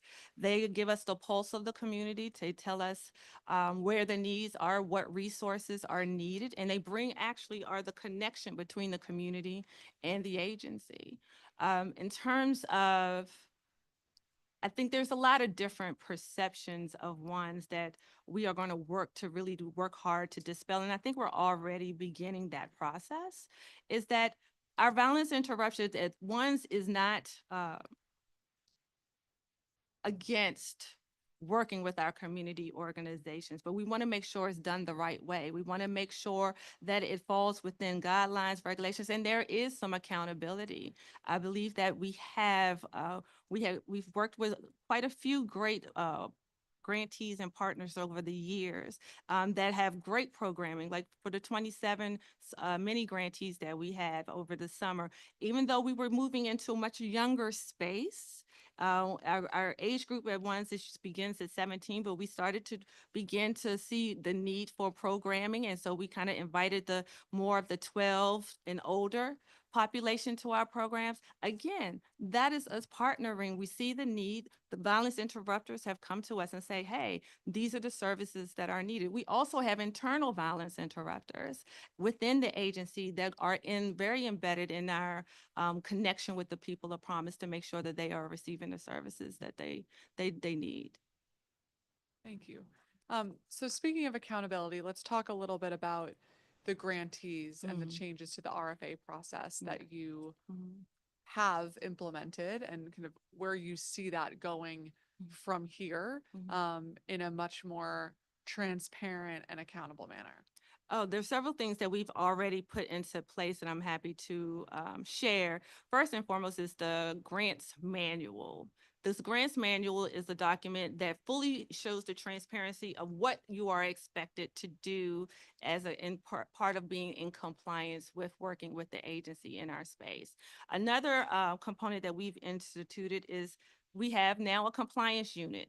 This unit of individuals or employees are assigned to, will be assigned to many of the new grantees, and they will constantly work in tandem with them to ensure that they are meeting the metrics. They are submitting the documentation. They are providing information on a timely basis. And if there is a breach in that agreement, there's a process that they also have outlined to follow. Okay, so in terms of the middleman, Mhm, compliance vendor that the agency has previously been utilizing, mhm. is it accurate that that will no longer be used anymore? Upon further assessment, we believe that a couple of the components that were originally outsourced should be in-house, meaning brought back into the agency under specific control. And yes, that is true. Okay, and when can we expect that all of the compliance work will be managed in-house? January 1st. January 1st. Thank you. Will the agency no longer be contracting services with Life Deeds? We have discontinued, we will be discontinuing our work with the Life Deeds organization. We are in a 90-day transition period that began, I want to say, November 1st? October 1st for the first quarter. December 31st, that relationship will no longer be in place. Okay, so starting January 1st, 2025, who will be the grantees for CBI? The process is under the technical evaluation panel. Right now, there is a panel that has been convened, members of multiple agencies, organizations, community-based, that will be reviewing the capacity of the applications that were submitted. And from that point on, a list will be determined of those top scores and ratings. And we will present that once our process is complete. So we expect that to happen at the end of this month. Okay, and all of those processes are reviewed within one's in-house. Within the grants team, but also the technical evaluation panel, or the TEP, is comprised of organizations as well as community organizations, as well as grant evaluators across the city. Okay, but what I mean is that this process is not going to involve the Office of Contracting and Procurement. Correct. This is a grant. Okay. Something else you said a moment ago about the bringing the compliance in-house, you said they'll be following up to ensure that metrics are being followed. Yes. What are those metrics?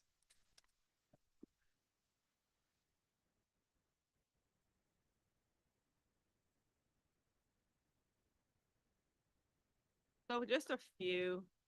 So a lot of the things, that key metrics, monthly report detailing key performance indicators related to the program goals, including participant engagement. So for instance, if there is a community,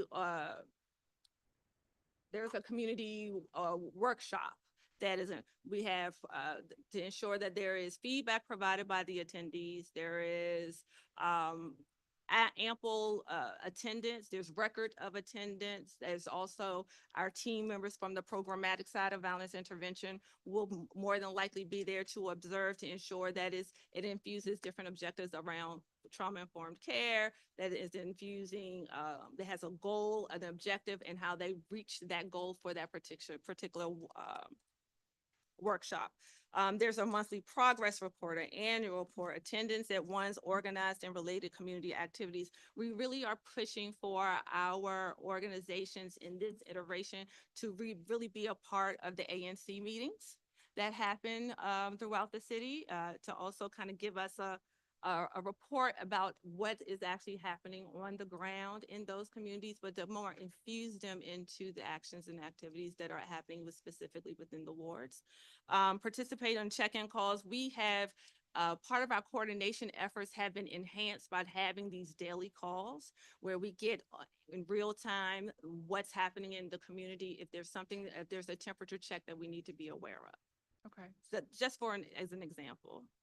So all to me, maybe but that last one, Mhm. are all programmatic Mhm. or events related. It Mhm. seems like we had a community event or this many people participated, but how are we looking at the effectiveness of the program Mhm. of preventing gun violence Mhm. with the dollars we're giving out to the grantees?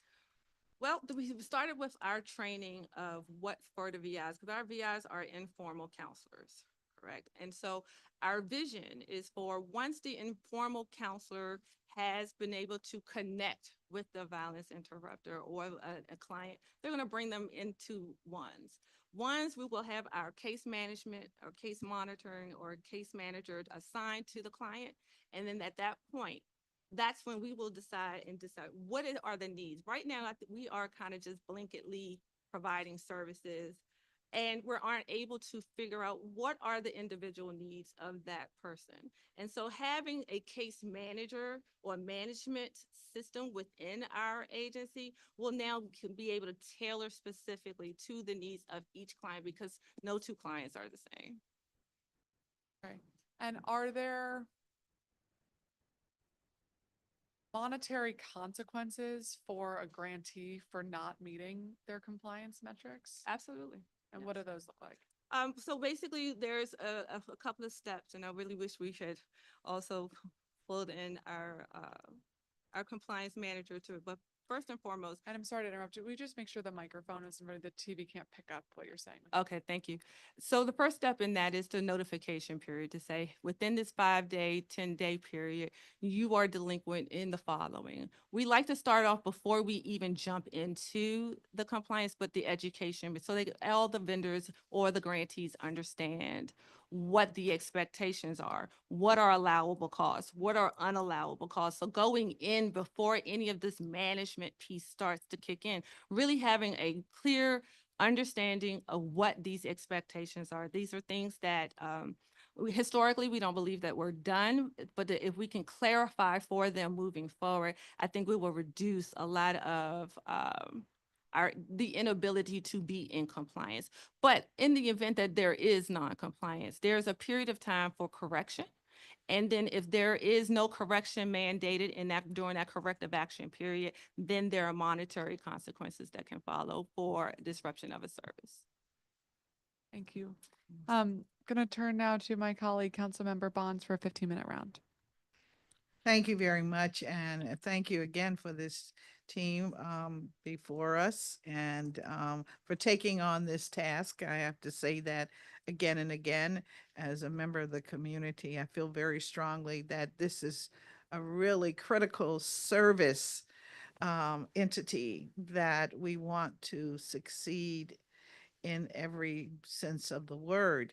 And so I wanted to first take a look at, you mentioned something in your comments about this grant process, and I want to know why a grant process and not contracts.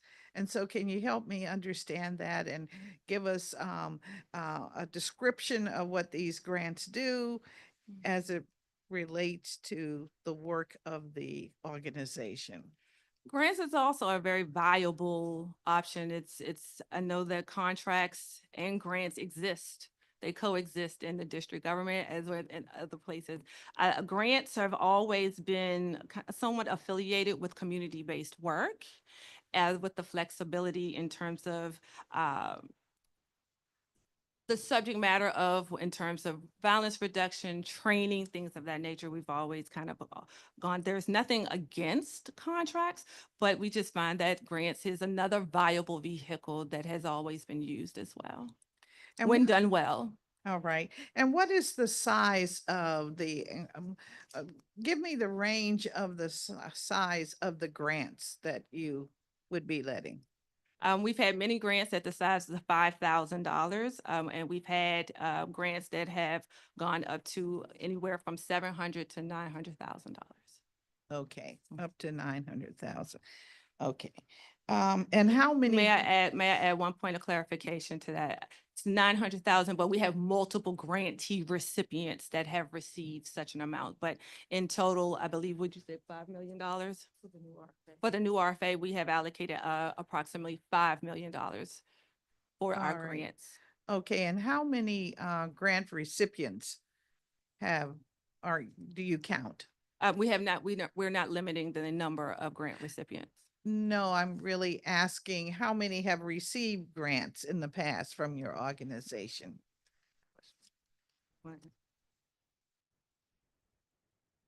We had a total of 27 mini grants. And then for the, strictly for the violence intervention was one grantee, and then we had about 6 sub-grantees. All right. And so for the one grantee, what was the size of that grant? The one grantee was an administrative partner, and their cost was about 13, their indirect cost was about 13% of the overall grant that was given to the sub-grantee, so roughly up to about $1 million. Up to about $1 million. And so do you look at grants as an opportunity to skirt around the issue? If it's a contract of $1 million or more, it comes to the council? I'm just exploring what's going on. No, not at all. Mhm. Again, it's a valuable vehicle that the district is widely used throughout the district. ONSE is not the sole user of grants. We also have our partnering agencies from anywhere from DPR, the Parks and Recreation, sorry, excuse me, or Office of Victim Services, Justice and Grants. Okay. It's a viable vehicle. It's not a way to skirt around any possible processes or policies.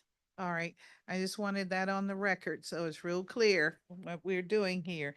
And then I think your FY25 budget indicates 34 FTEs or employees. How many have you already on board?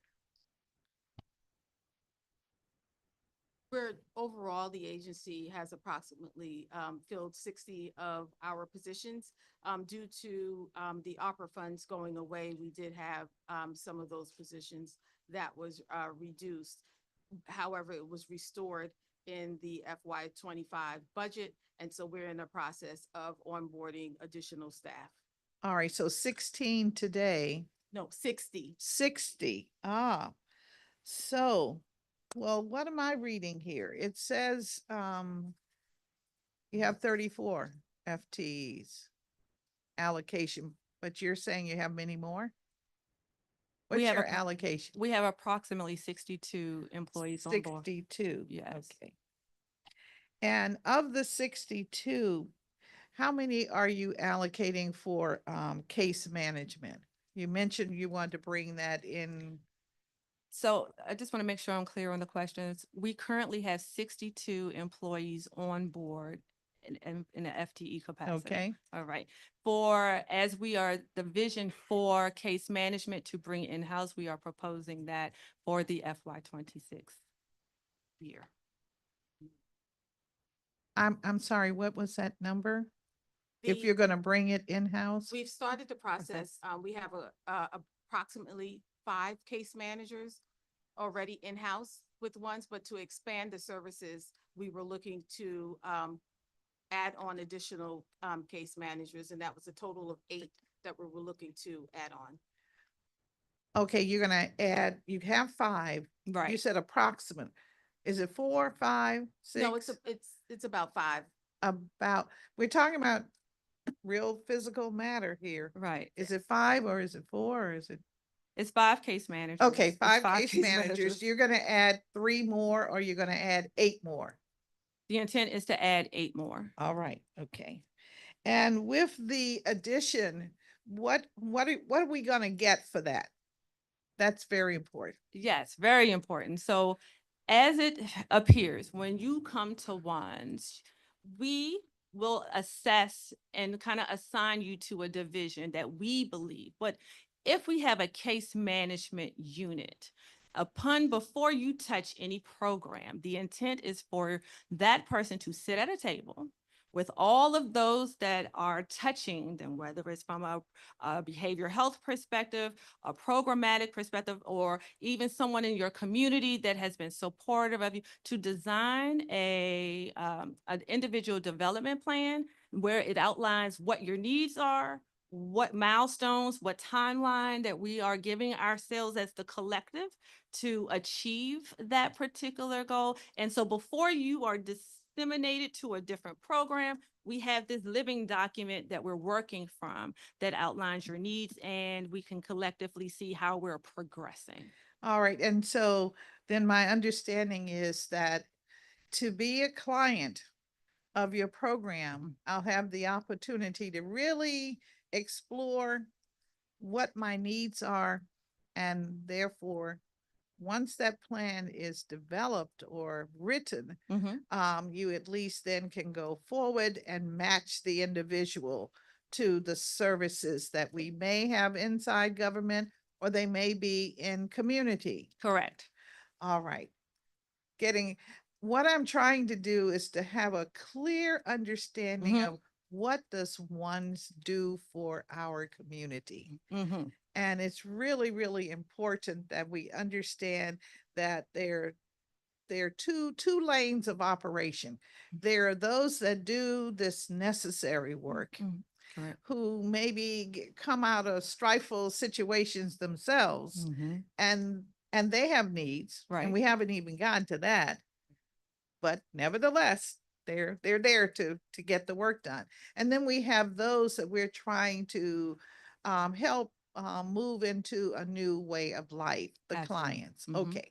All right. May I add another component to All right. that, council member?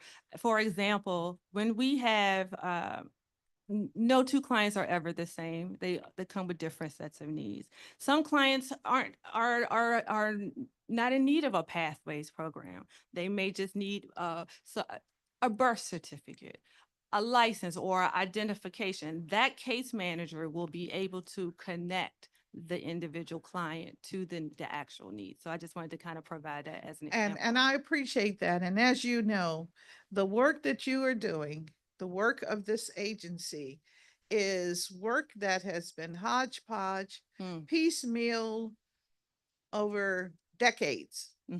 Not just the faith community, but many of the nonprofits, they're, in other words, so now are you also sharing with us that you have, or you are developing on a fast track, a list of where these types of resources are available? Absolutely.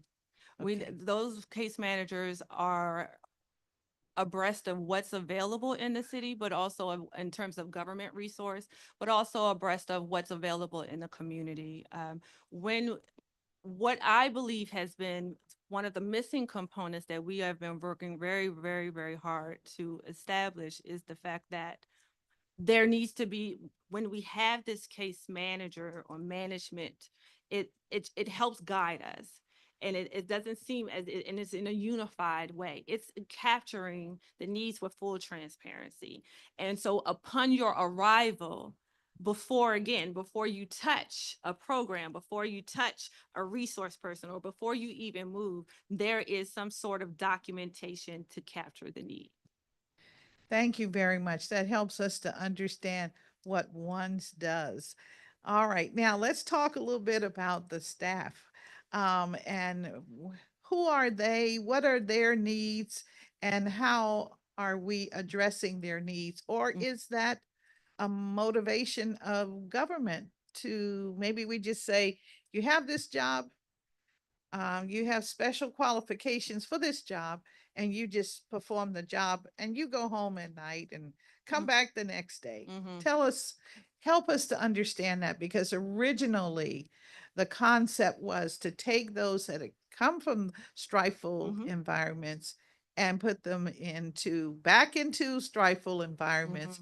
And they are the ones who understand the situation the best, and therefore they can deliver the best product.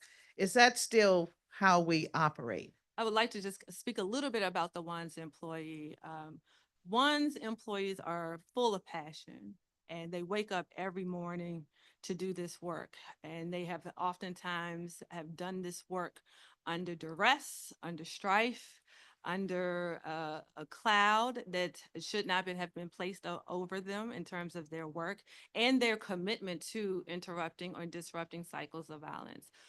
The ONSE employees are a mixture, actually. There is a mixture of those that have come from lived experience and then those that are passionate, just equally as passionate as those that have the lived experience and want to be a part of this conversation and be a part of the help, being a helper.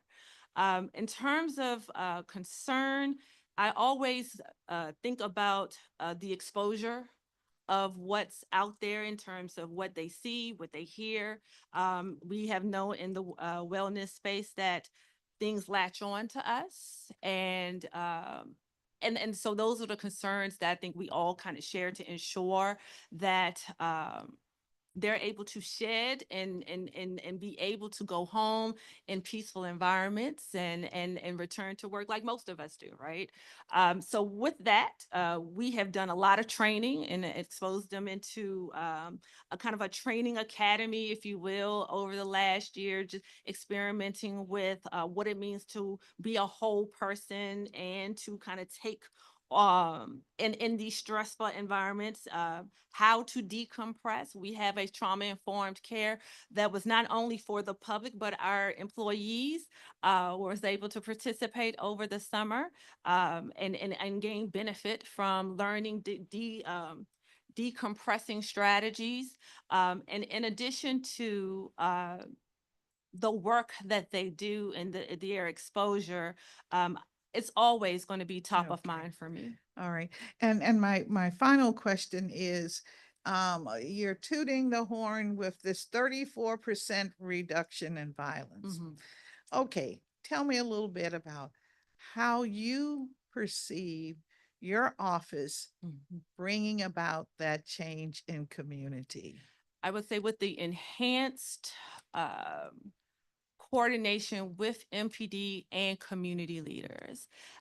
This is the first time I have seen as a resident where we have the full support of our chief of police. And when they get real data in time, they allow us to go in and do the work that we do and that we know we can do very well. All right, so police are in first Mhm. and then Our you come. community leaders are, I won't say a number two, but they're equally as informative and give us real-time information. This person or this group or we're seeing this, and on that, our response. Our violence intervention are always in the community. They're the first level of response, and they bring back information to us in terms of how what they're seeing and where we need to coordinate and direct our resources. Thank you very much. My time has expired and I'm more efficient than I was earlier. Thank you. Thank you. Thank you, Councilmember Bonds. I actually wanted to ask you something that just came up in your discussion with Councilmember Bonds, which is twofold. First, when you talk about hiring more case managers to do this work and the need to do that, do you have what you need within the FY25 budget to fulfill that mission? And second, can you speak to the distinction between a case manager function and a violence interrupter function? And the first question, the answer is yes. We are definitely working, realigning, looking at our internal resources, reallocating, moving things around to make sure that we are able to meet the mission and the goal and the direction. In terms of case managers, so there's a couple of things that play a role into that. So you have case management, we have the violence interrupter, and we also have outreach specialists, right? So from the case management, I look at our violence interrupters as bringing the getters. They see who is in need, they make their recommendations to that case manager to say, hey, this individual's in need of your support, your service. This is definitely a ONSE client that should be in consideration in terms of what's happening in the community, how, where they play a role in the community, what they're doing in terms of, and are we aligned to provide help for that person? The outreach specialist is also a person that goes out into the community, speaks with our community stakeholders, listens our ear to the ground as well. So there's some very similarity, but we know that a violence intervention specialist is going to focus primarily on ceasefires and mediations when there's a need for one.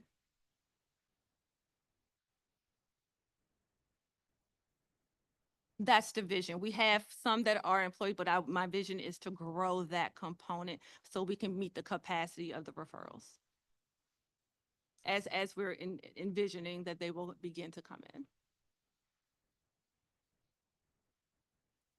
Programming, they're going to different divisions, yes. So it's streamlining before you are assigned a division, it is more streamlining. Once you come to the door of ONSE, let's sit down and have a conversation and understand you better before we decide where you should go within ONSE. Got it. Okay. And you think that you have sufficient budget in this year's budget to hire those people? I do. Great. So let's talk a little bit more about your background. We heard from some of the public witnesses this need to make sure that the community comes along with this work. Mhm. I know that's something that you think very seriously about, that we can't just be government, and we can't just be the community. We have to do this together. Yes. What lessons have you garnered from your past professional experiences that will enable you to bring the community-based organizations, the community along in this work?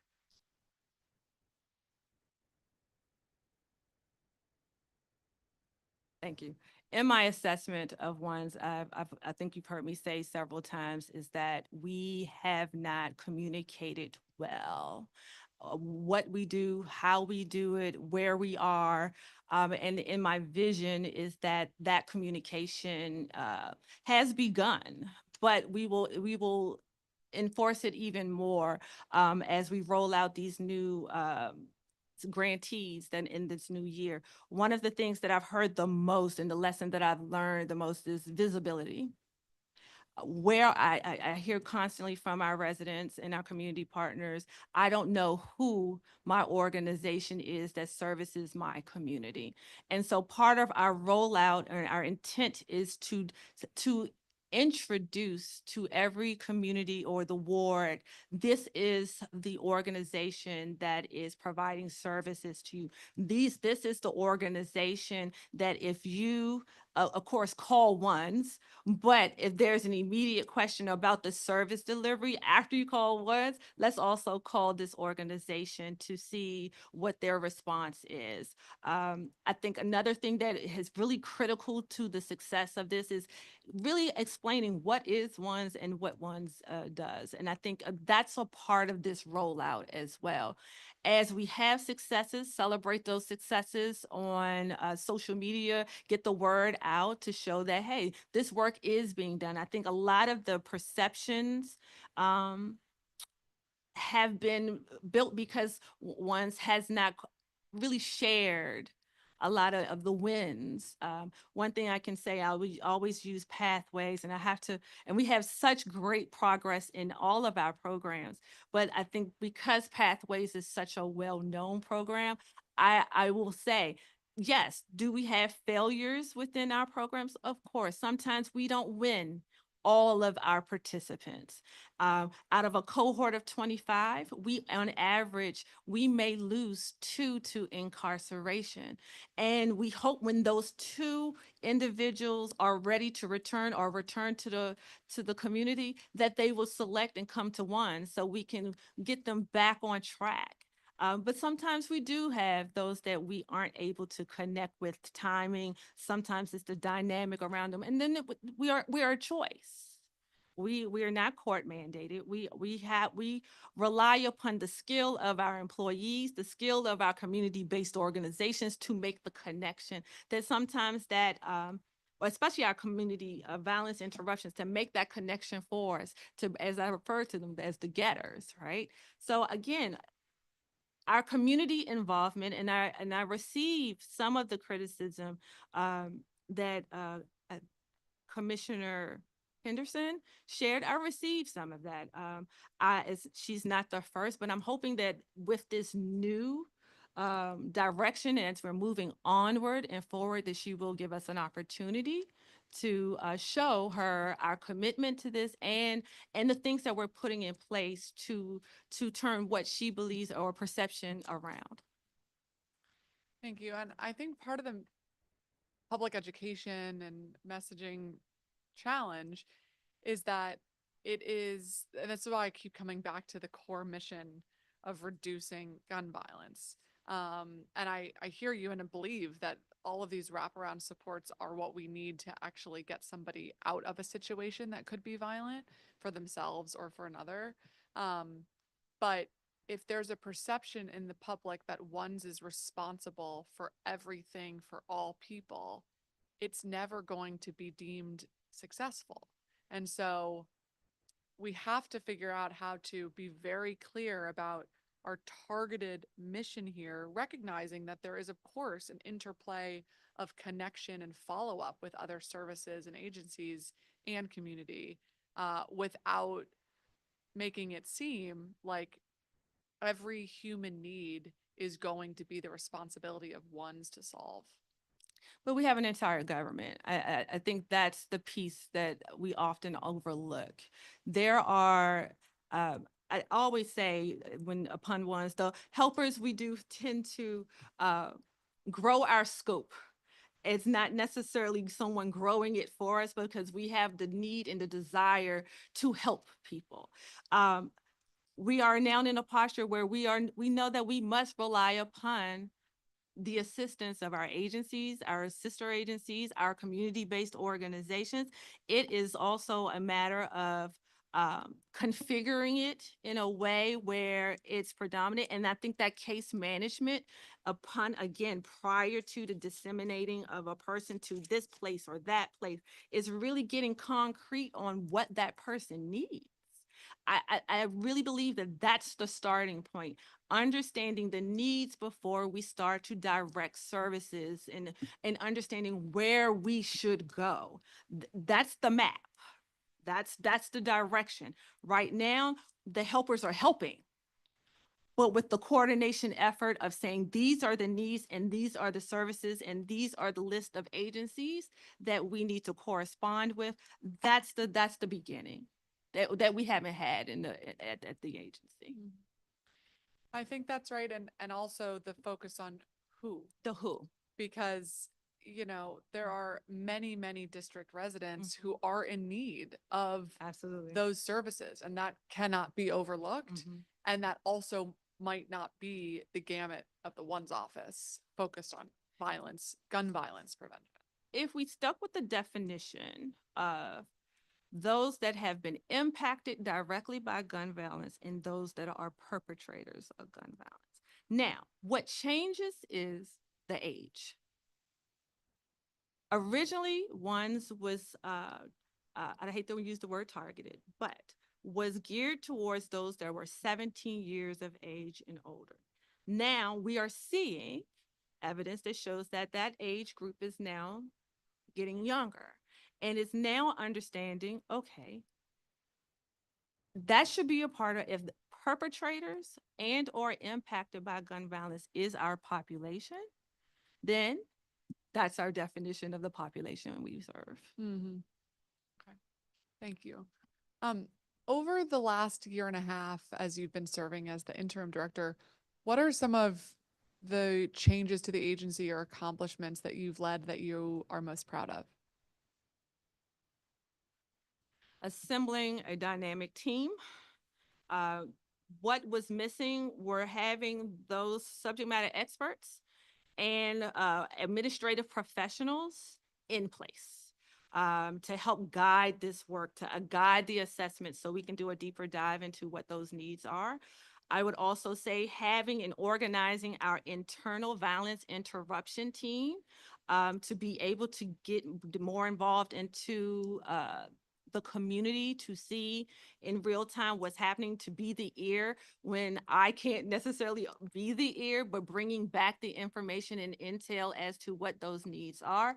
I would also say assembling this compliance unit is critical to managing and monitoring to ensure that that there's accountability, building policies and processes. I know that it sounds very administrative, and I know it doesn't necessarily sound like leading with the heart, but this type of policies and processes makes it easy for the helpers to actually help and help well. In addition to that, I am proud of the coordinated effort where we have now coordinated with our violence intervention organizations. We have a clear what works with our coordination with MPD. We understand what works with as we are bringing programming. Our programming has to be more centered and structured in trauma-informed care components. I think another component that I'm really proud of is that I believe the work of the violence interrupter or the organizations kind of morphed over time, but getting them back to just core services in the community, working directly with clients, kind of pulling back some of the events and bringing that in-house and allowing the violence interrupters to just focus on service delivery, ensuring that clients, engaging clients, and having workshops and webinars and things for them to connect to. Those are definitely just a few of some of the progress that we've made so far. Thank you. And I know we talked a little bit about some of the changes that are planned for January 1st with the compliance in-house and with the RFA process and the grantees and the case managers. I guess, how would you think about your approach changing if to be confirmed as the permanent director moving forward? My approach, I have in my mind bucketed into three things of immediate focus: the strengthening the violence intervention initiative, that coordination across the continuum of violence interruption, credible mentors, credible messengers.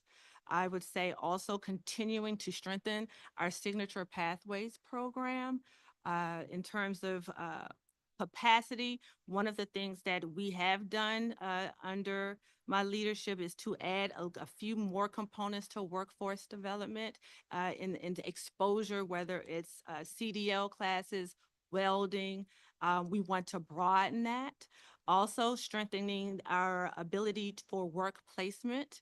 I heard a panelist share, and I agree totally with the involvement of our broader District of Columbia business community. I want to expand our program for the strengthening of pathways.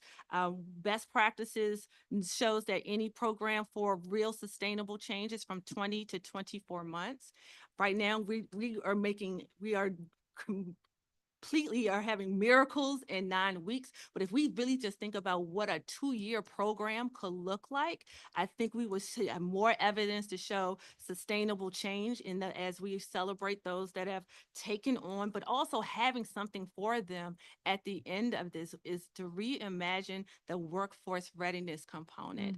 I really would love for, I believe that if the business community was reassured that with a longer program and that there is a aftercare component, that there's someone that's still checking in on the client's progress or the ambassador's progress, ensuring that they are maintaining their commitment to the workforce, I believe that our business community will be more apt to hiring full-time in a permanent capacity our ambassadors. And so that is something I want to build, but also I have to go back. I want to continue to strengthen our administrative component with the policies, the guardrails. One thing that I mentioned earlier is that we implemented the grants manual, which is transparent into the approach of how we handle grants, our engagement with grants.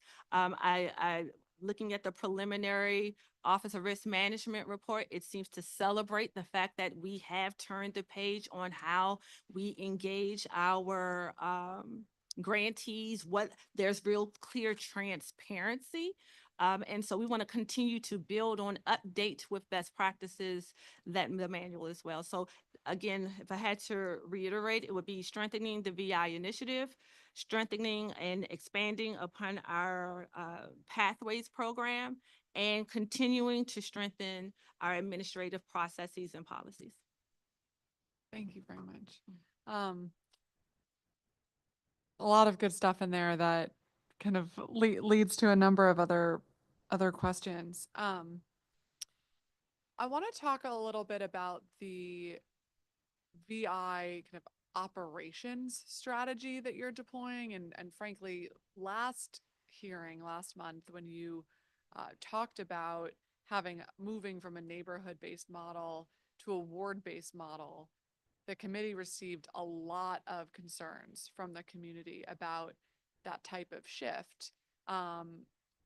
One of the primary reasons is because the traditional model of violence interruption is a stricter adherence to where are the most violent neighborhoods that are experiencing the most gun violence, and we're going to deploy resources. Kind of more like the building blocks was set up and imagined, or like Cure the Streets was set up and imagined. And so I think to many who are either doing this work or studied this work across the country, it sounded alarming, like a departure from, again, the goal of preventing violence. And so could you talk a little bit about your philosophy of that thinking and how you envision that working in practice and why you think that's a good shift? So I think there's a couple of things, but I want to start off with a point of clarity. We are not leaving or abandoning the communities that we are in. We are not losing, or we do not want to lose the great progress that we have made and those great strides that we have made in those communities.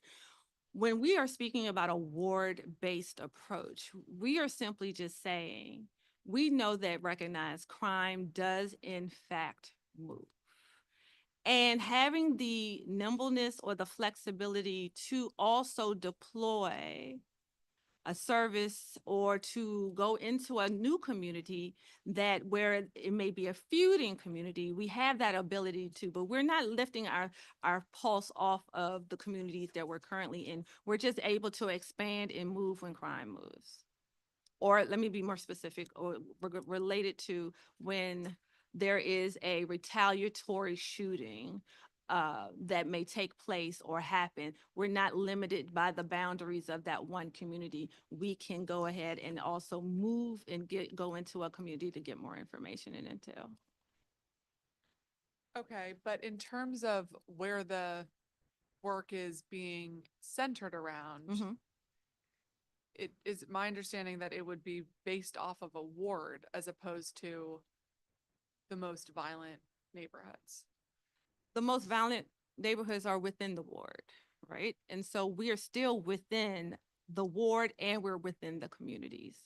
But there are oftentimes we have found when there is a retaliatory shooting that we're not in that particular community. As you know, we have more communities that it's not the historical landscape of violence intervention in terms of, we have communities that have joined with other communities that are now liaising, and it's not the same footprint. And so as that footprint changes, we're able to change as well, but still keeping our pulse on the communities where we've been in historically.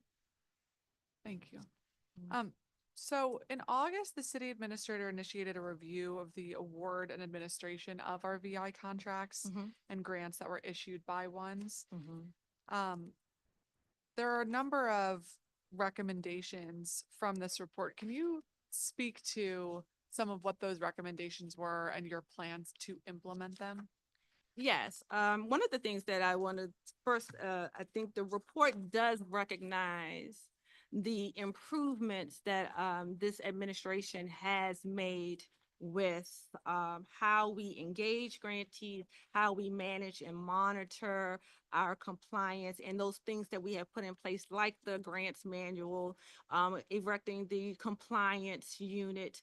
But one of the things that was a recommendation was for us to move away from purchase orders and more into direct vouchers. And quite frankly, I do have a couple of questions. I'm not opposed to it, but both are systems utilized in the district of in terms of procurement and or grants. So I would like to learn or discuss more with the Office of Risk Management, their view of why a direct voucher would be more of a feasible means to use. We currently use purchase orders as a part of our in terms of how we issue payment. So that is one piece that I just, again, not opposed to it, but just really trying to learn more about the thinking and the rationale behind it. Go ahead. Hi, Councilmember. Yeah, the ORM report also mentioned about 7 updates that they recommended for our grants manual, which is something that we would definitely look to implement coming in the new year. Okay. So maybe I could ask that in a slightly different way. Have there been any recommendations from the ORM report that have since been implemented?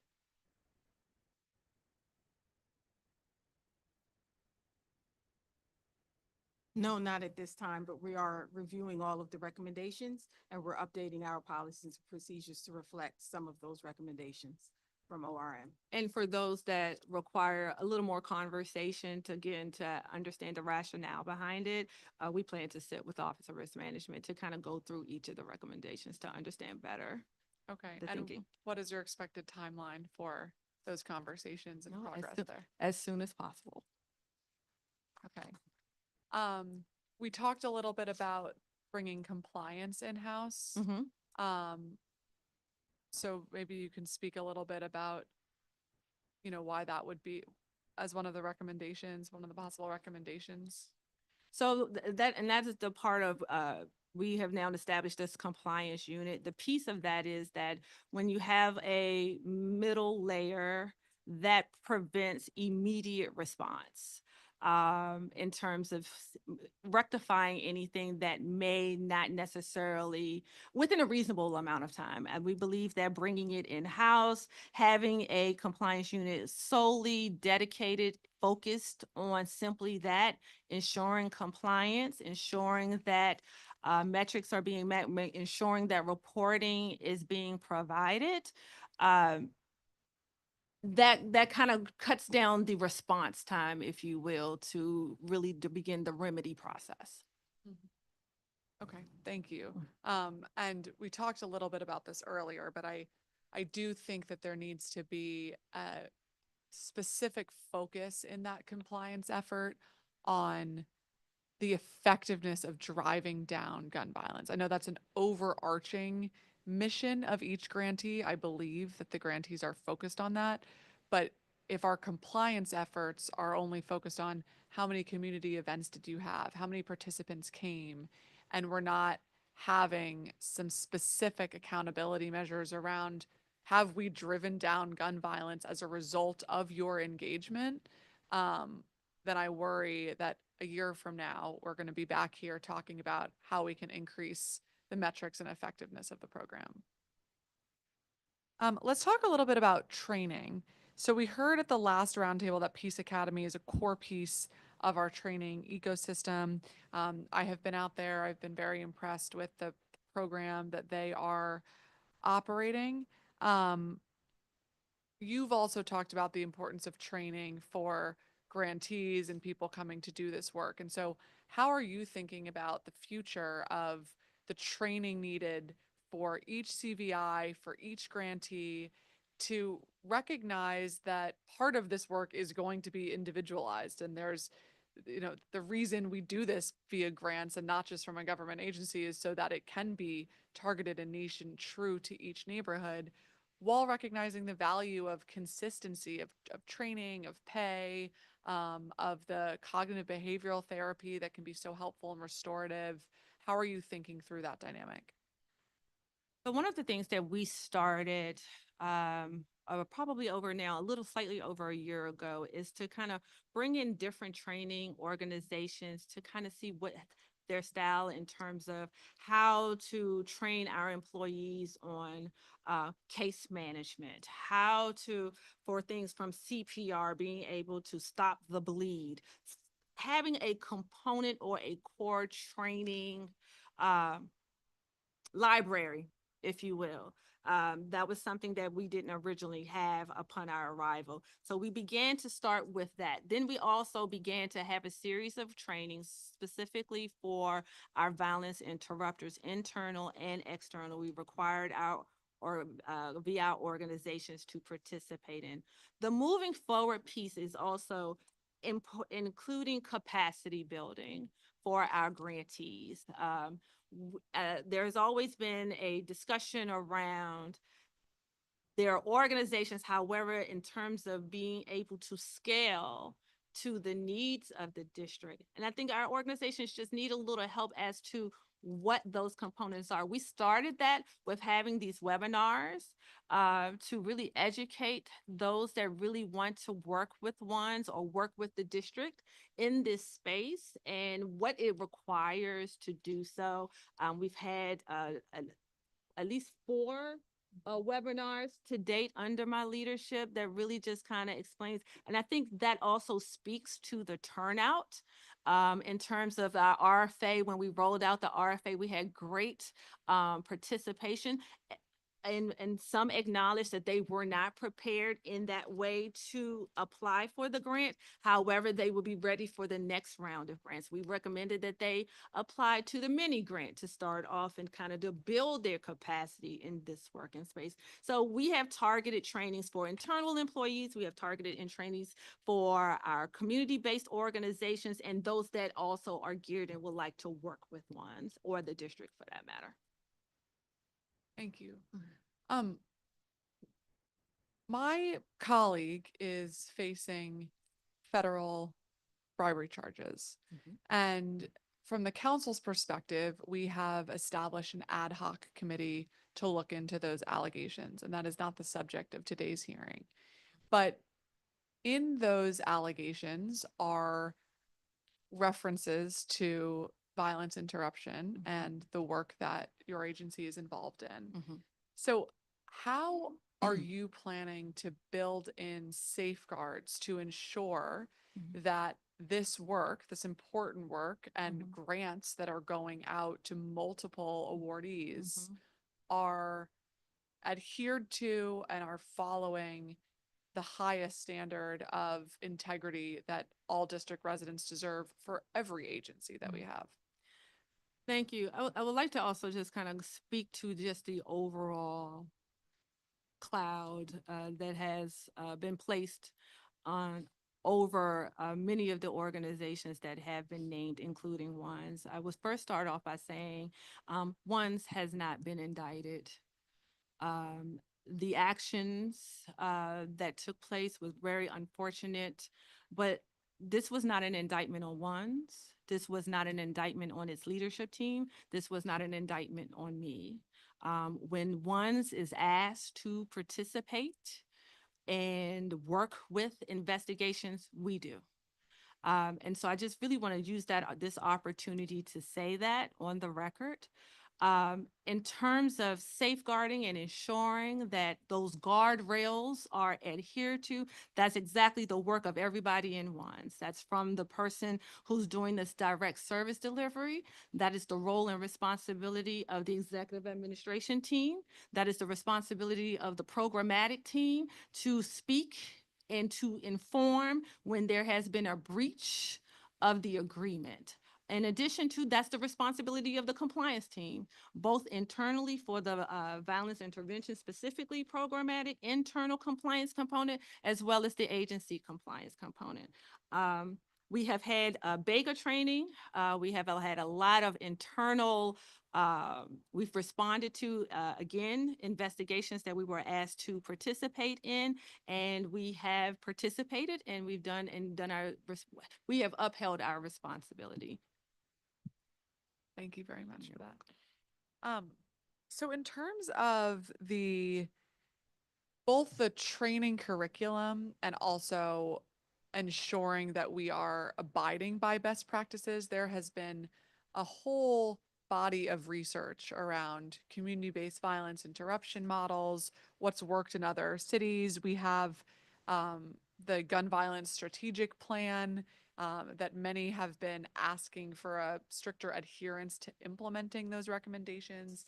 And so how are you envisioning the next year to go, if confirmed, to follow those evidence-based best practices and make sure that they are embedded throughout the culture of ONSE, throughout what you're providing? Or if not, why is that? And why do you believe a different approach is preferable? Microphone. One of the things that ONSE has had great support with is the national community in terms of gun violence reduction strategies, partnerships with other cities. Other cities always have come to us to ask our input. What are we doing? We share best practices. Tomorrow, I am heading to the University of Chicago to participate in the Violence Interruption Leadership Academy that is part of the University of Chicago structure, but also led by Dr. Chico Tillman. This is a great consortium where you get to work with ONSE leaders across the nation and get an understanding of what works there. We get an opportunity to visit some of the organizations, see some of their best practices in practice. And so it is my expectation that I am going to have great information to not only share, but to also to provide as well. There are things that we're doing in this district that are working and working pretty good. Do we have do we have more work to do? Absolutely. But we are making great progress, and I'm going to share that information with them and my new cohort and colleagues that I'm excited to join and learn from. Well, thank you. And I hear that, and there's certainly an ever-evolving body of research and best practices. But in terms of what we currently do have on hand with the gun violence strategic plan, with recommendations that experts have made for years, one of which was shooting reviews that we included in Secure DC to require that these shooting reviews happen. I hear sometimes that those shooting reviews aren't necessarily as comprehensive as they could be with the follow-up supports that you're talking about as such a need. And so I guess more specifically on the recommendations that we do have right now with the comprehensive plans that have been laid out with the gun violence reduction efforts, are there steps that you're prepared to take now to implement some of those recommendations? I think the immediate recommendation was to enhance our coordination at the violence intervention or interruption level. And that's inclusive of that continuum where you have hospital VIs as they transition clients to ONSE in terms of that handoff. What does that handoff look like? We're working on that. We had the coordination meetings where we have invited all of those that are participate in this violence interruption space to meet with us on Tuesday afternoons. We have those daily calls with all of those that are in this space or those that have participated to share information. I find that the shooting reviews are informative. They provide, sometimes there aren't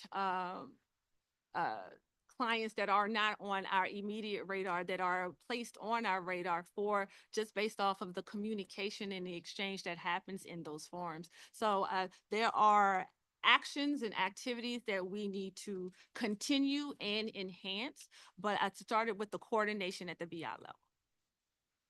Thank you.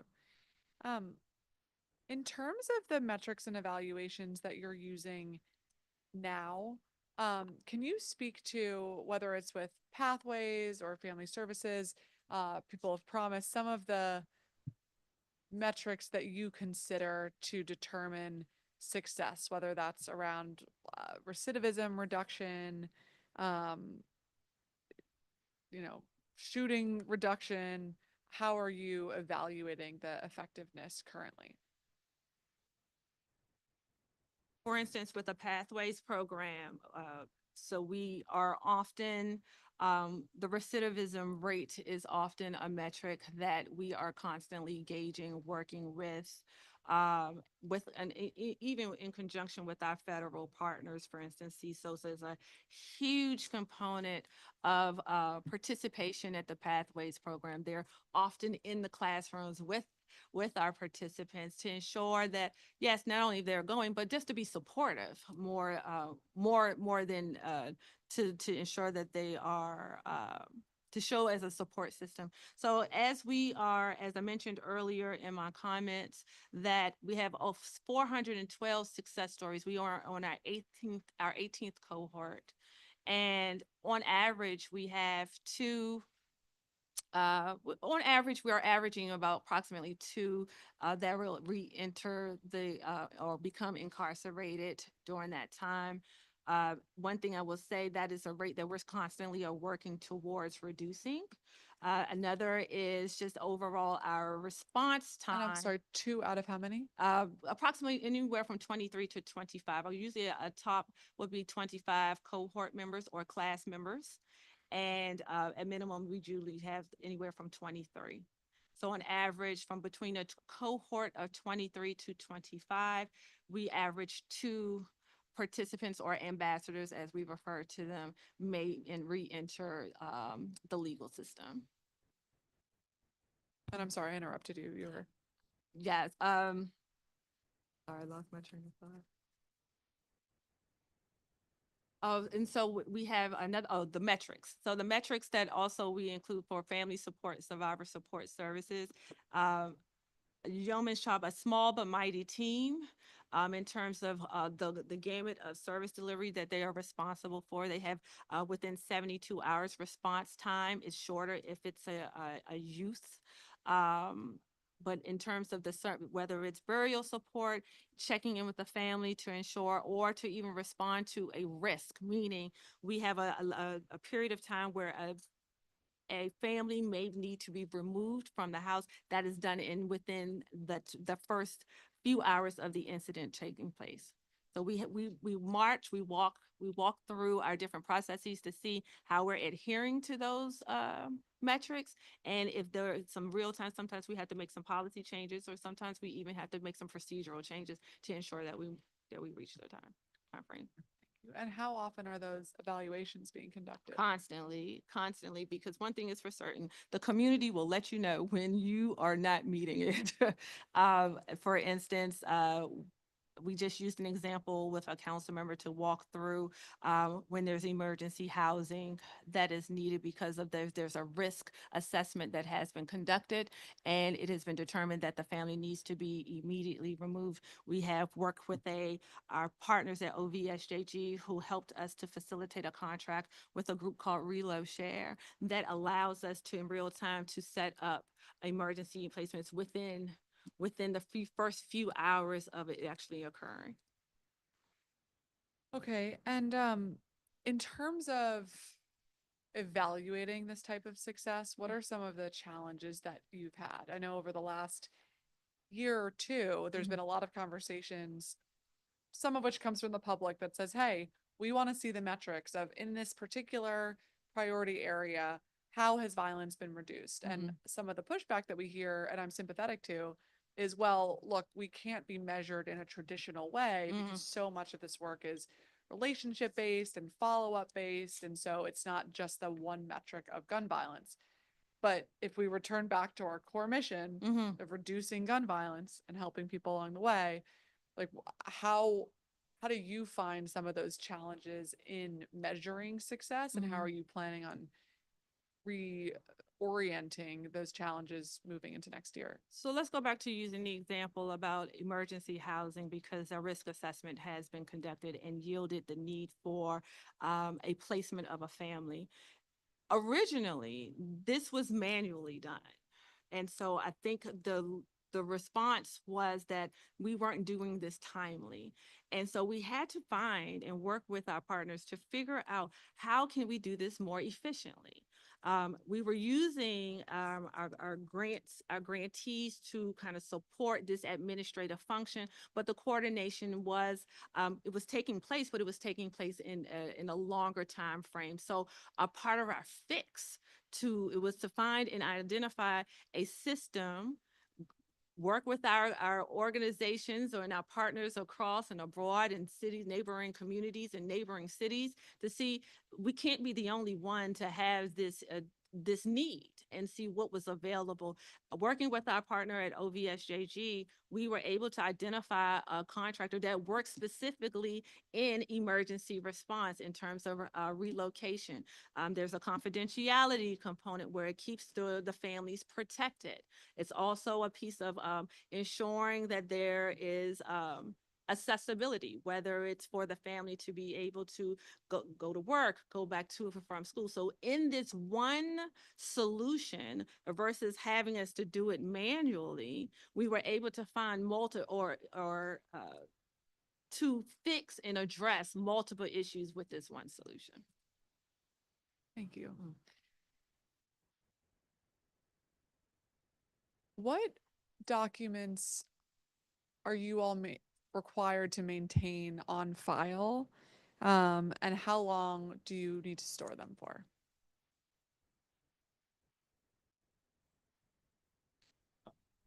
Council member, so as far as the records that we are required to keep on file, that's usually determined in the grant agreements that we have with the CBOs. But we are also currently working with the Office of the Secretary to develop our retention schedule for all of our records within the agency.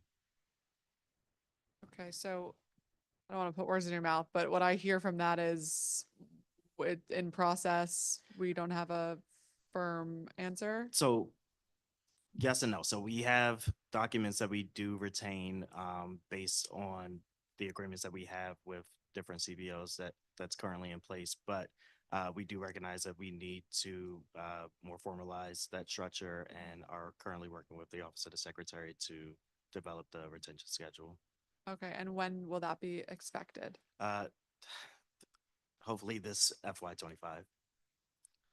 I also wanted to add that we have also centralized our reporting, our touches in the community, our touches with our different programmatic pieces. We have a centralized database under QuickBase, where we can now monitor things in real time, where everything that used to be paper-based is now centralized in a QuickBase system that we can all access and look and see what progress is made, even from a read-only, based off of your role and responsibility gives you yields your access.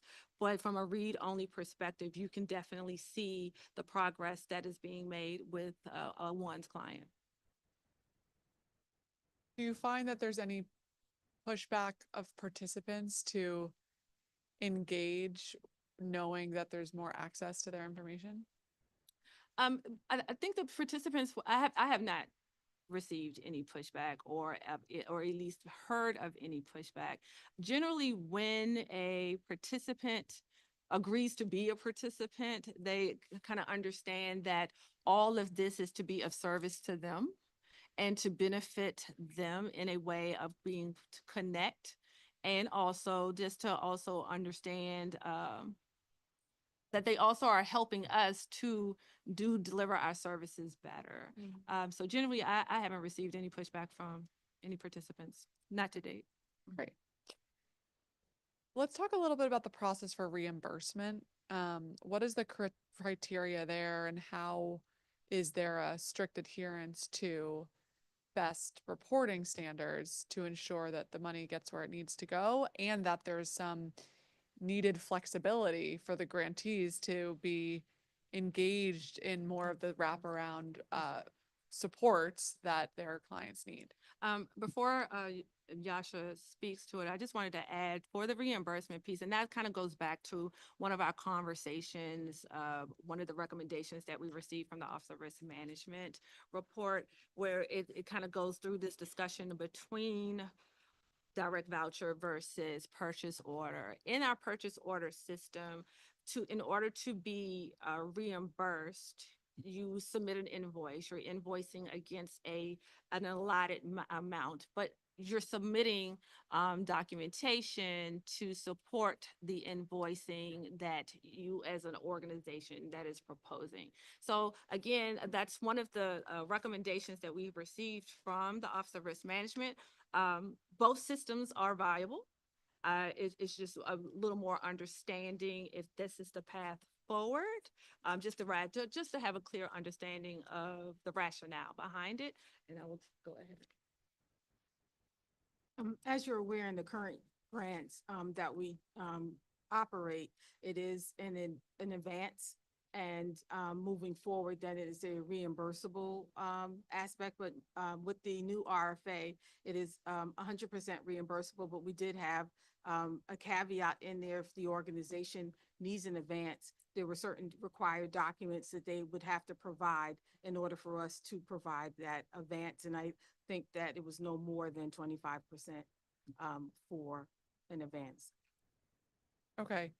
I think that makes sense, to make sure that there's some built-in flexibility, especially for the organizations that haven't been in operation for as long as others.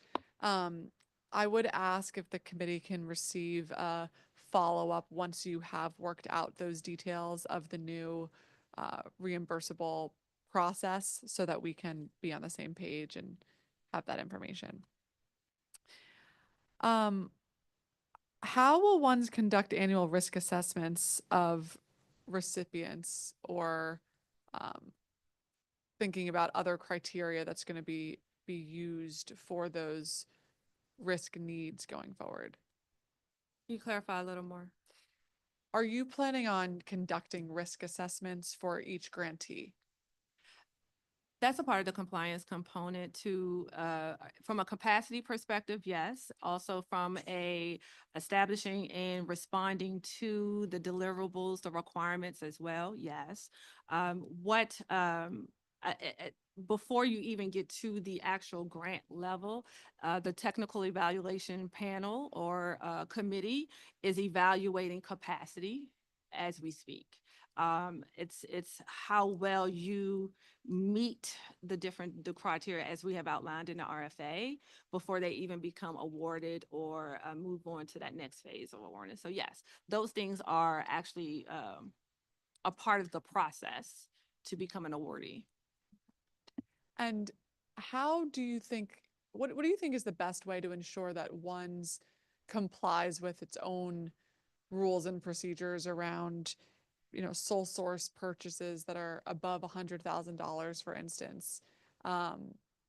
Because in other agencies or other processes that go through OCP or other mechanisms, there are safeguards kind of built in structurally.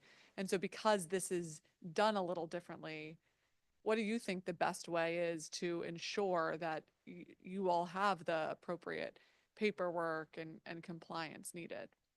I mean, I look at this preliminary audit as a good tool in the sense of it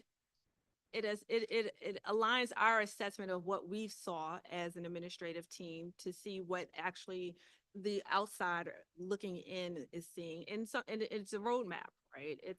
It's also it gauges and it allows us to know where to concentrate our efforts. It's almost kind of doing a little bit of the work for you, if you will, in terms of reducing your assessment time to figure out where you need to allocate your resources and your needs. So, we're never opposed to audits. I do think that from time to time comes in. We have our OCFO that comes in to audit different levels of our, spending we get. They are also our checks and balances in this process. the OCFO. And so I think when all things are working in tandem, it really does mitigate the risk exposure. Thank you. So I want to ask you a little bit about one of my favorite topics, as you know, which is the merger of our two violence interruption programs. You know my feelings on this. I think that we absolutely have to have one agency managing this work, to ensure that it is best coordinated and that it's adhering to best practices.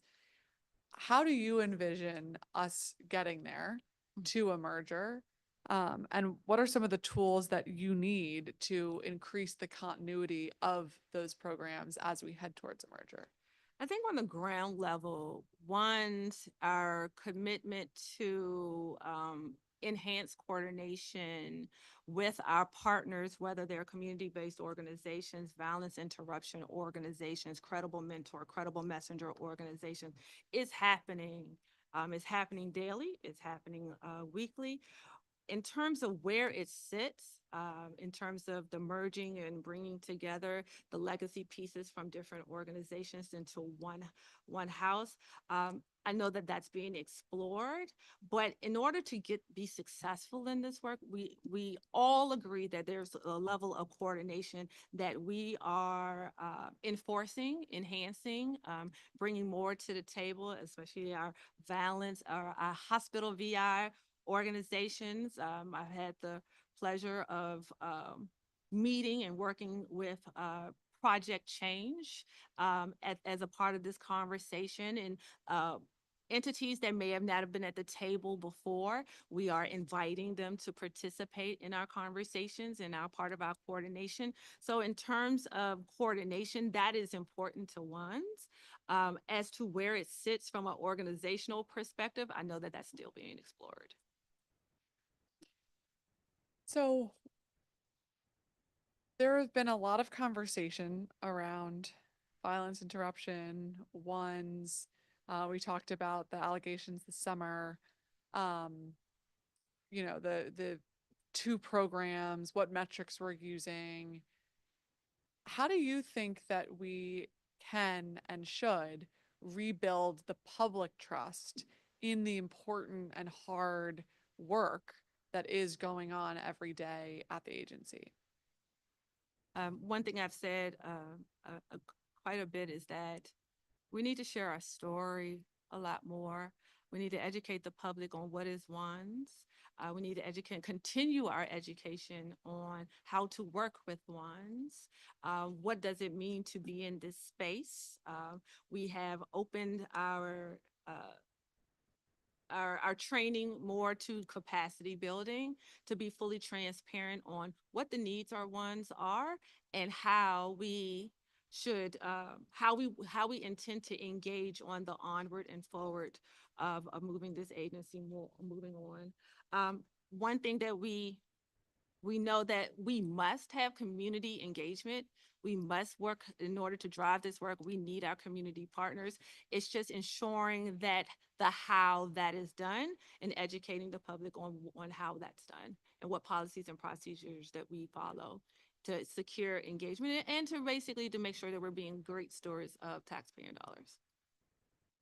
Thank you so much. And I agree that the public education component is really important, and the public inputs are going to be really important too, as we continue to hear from folks about what they need and what they're seeing in their neighborhoods as it relates to violence.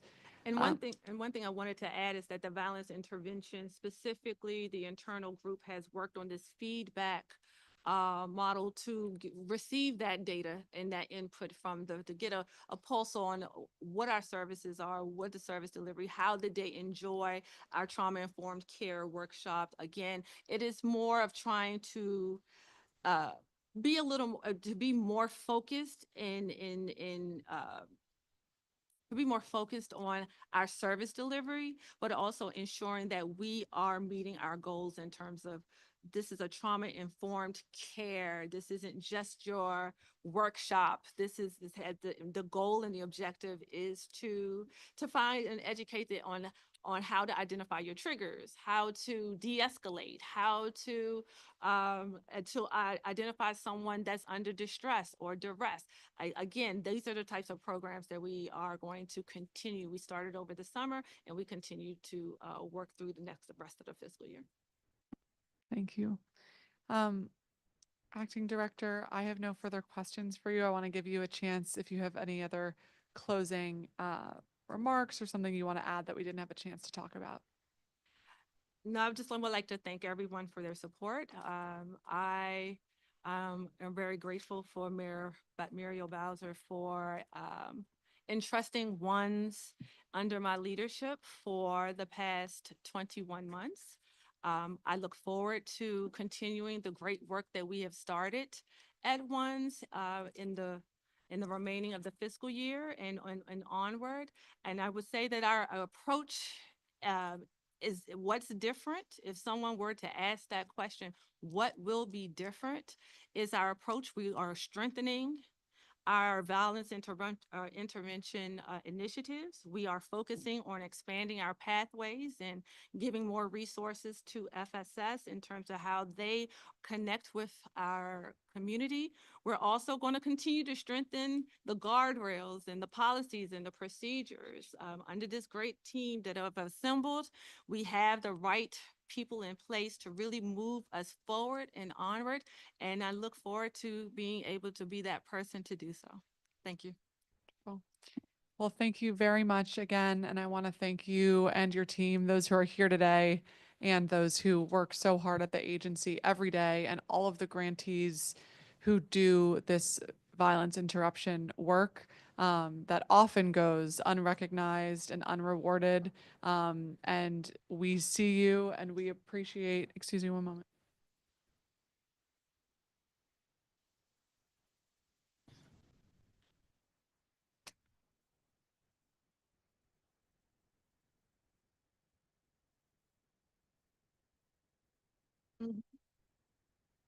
Is it possible that the ambassador can speak Sure, and sure. share his testimony? Yes, Yes, I know, sorry. of course. So just, yes. Mr. Loren. We have someone who is here, a public witness, who is wanting to give testimony.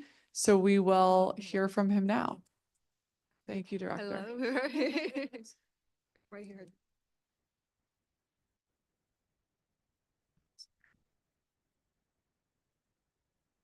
How you doing? My name is Lorenzo Ford. Thank you. Please go ahead, Lorenzo. Hey, how's everybody doing today? Well, I just want to take congratulations to Dr. Sneed for her new position at ONSE. But what I can say for myself, and I'm speaking for my cohort number 18. I can speak for myself and my other the other ambassadors in the program.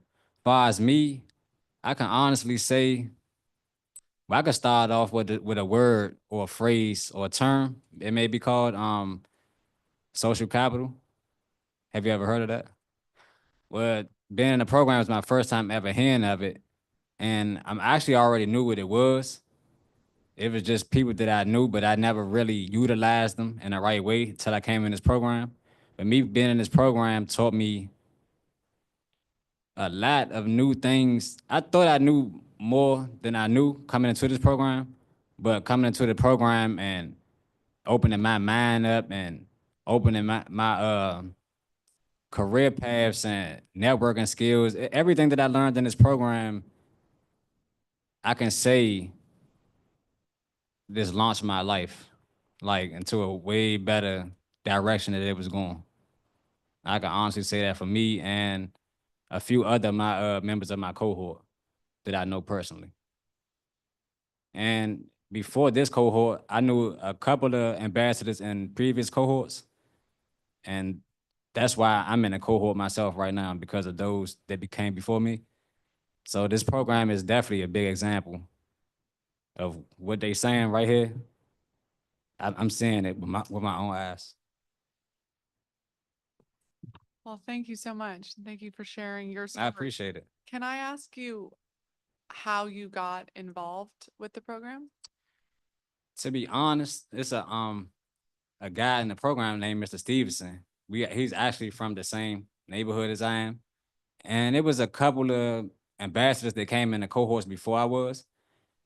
And me knowing them on a personal level and me knowing them for years, I see how they came in the program and I'm not gonna say it did a whole 180 on their life, but it geared them in the right direction in ways I never seen them move. Like I'm seeing them working. I don't see them outside as much, and it's just a lot of good things from this program. Thank you. Thank you very much. And they offer way more than probably what they saying up here. You already have to be right there with them one-on-one to really understand and be in and also be in need of those services to understand that they Mhm. are there and in place for you. Well, thank you. I really appreciate you coming forward and speaking to that impact that the work has had on your life. Thanks for having me. Thank you very much. Appreciate it. Okay. Well, I'm gonna regain my train of thought here. I was thanking uh you, uh, Interim Director Sneed, for all of your work that you have done with the agency over the last several years over very difficult circumstances.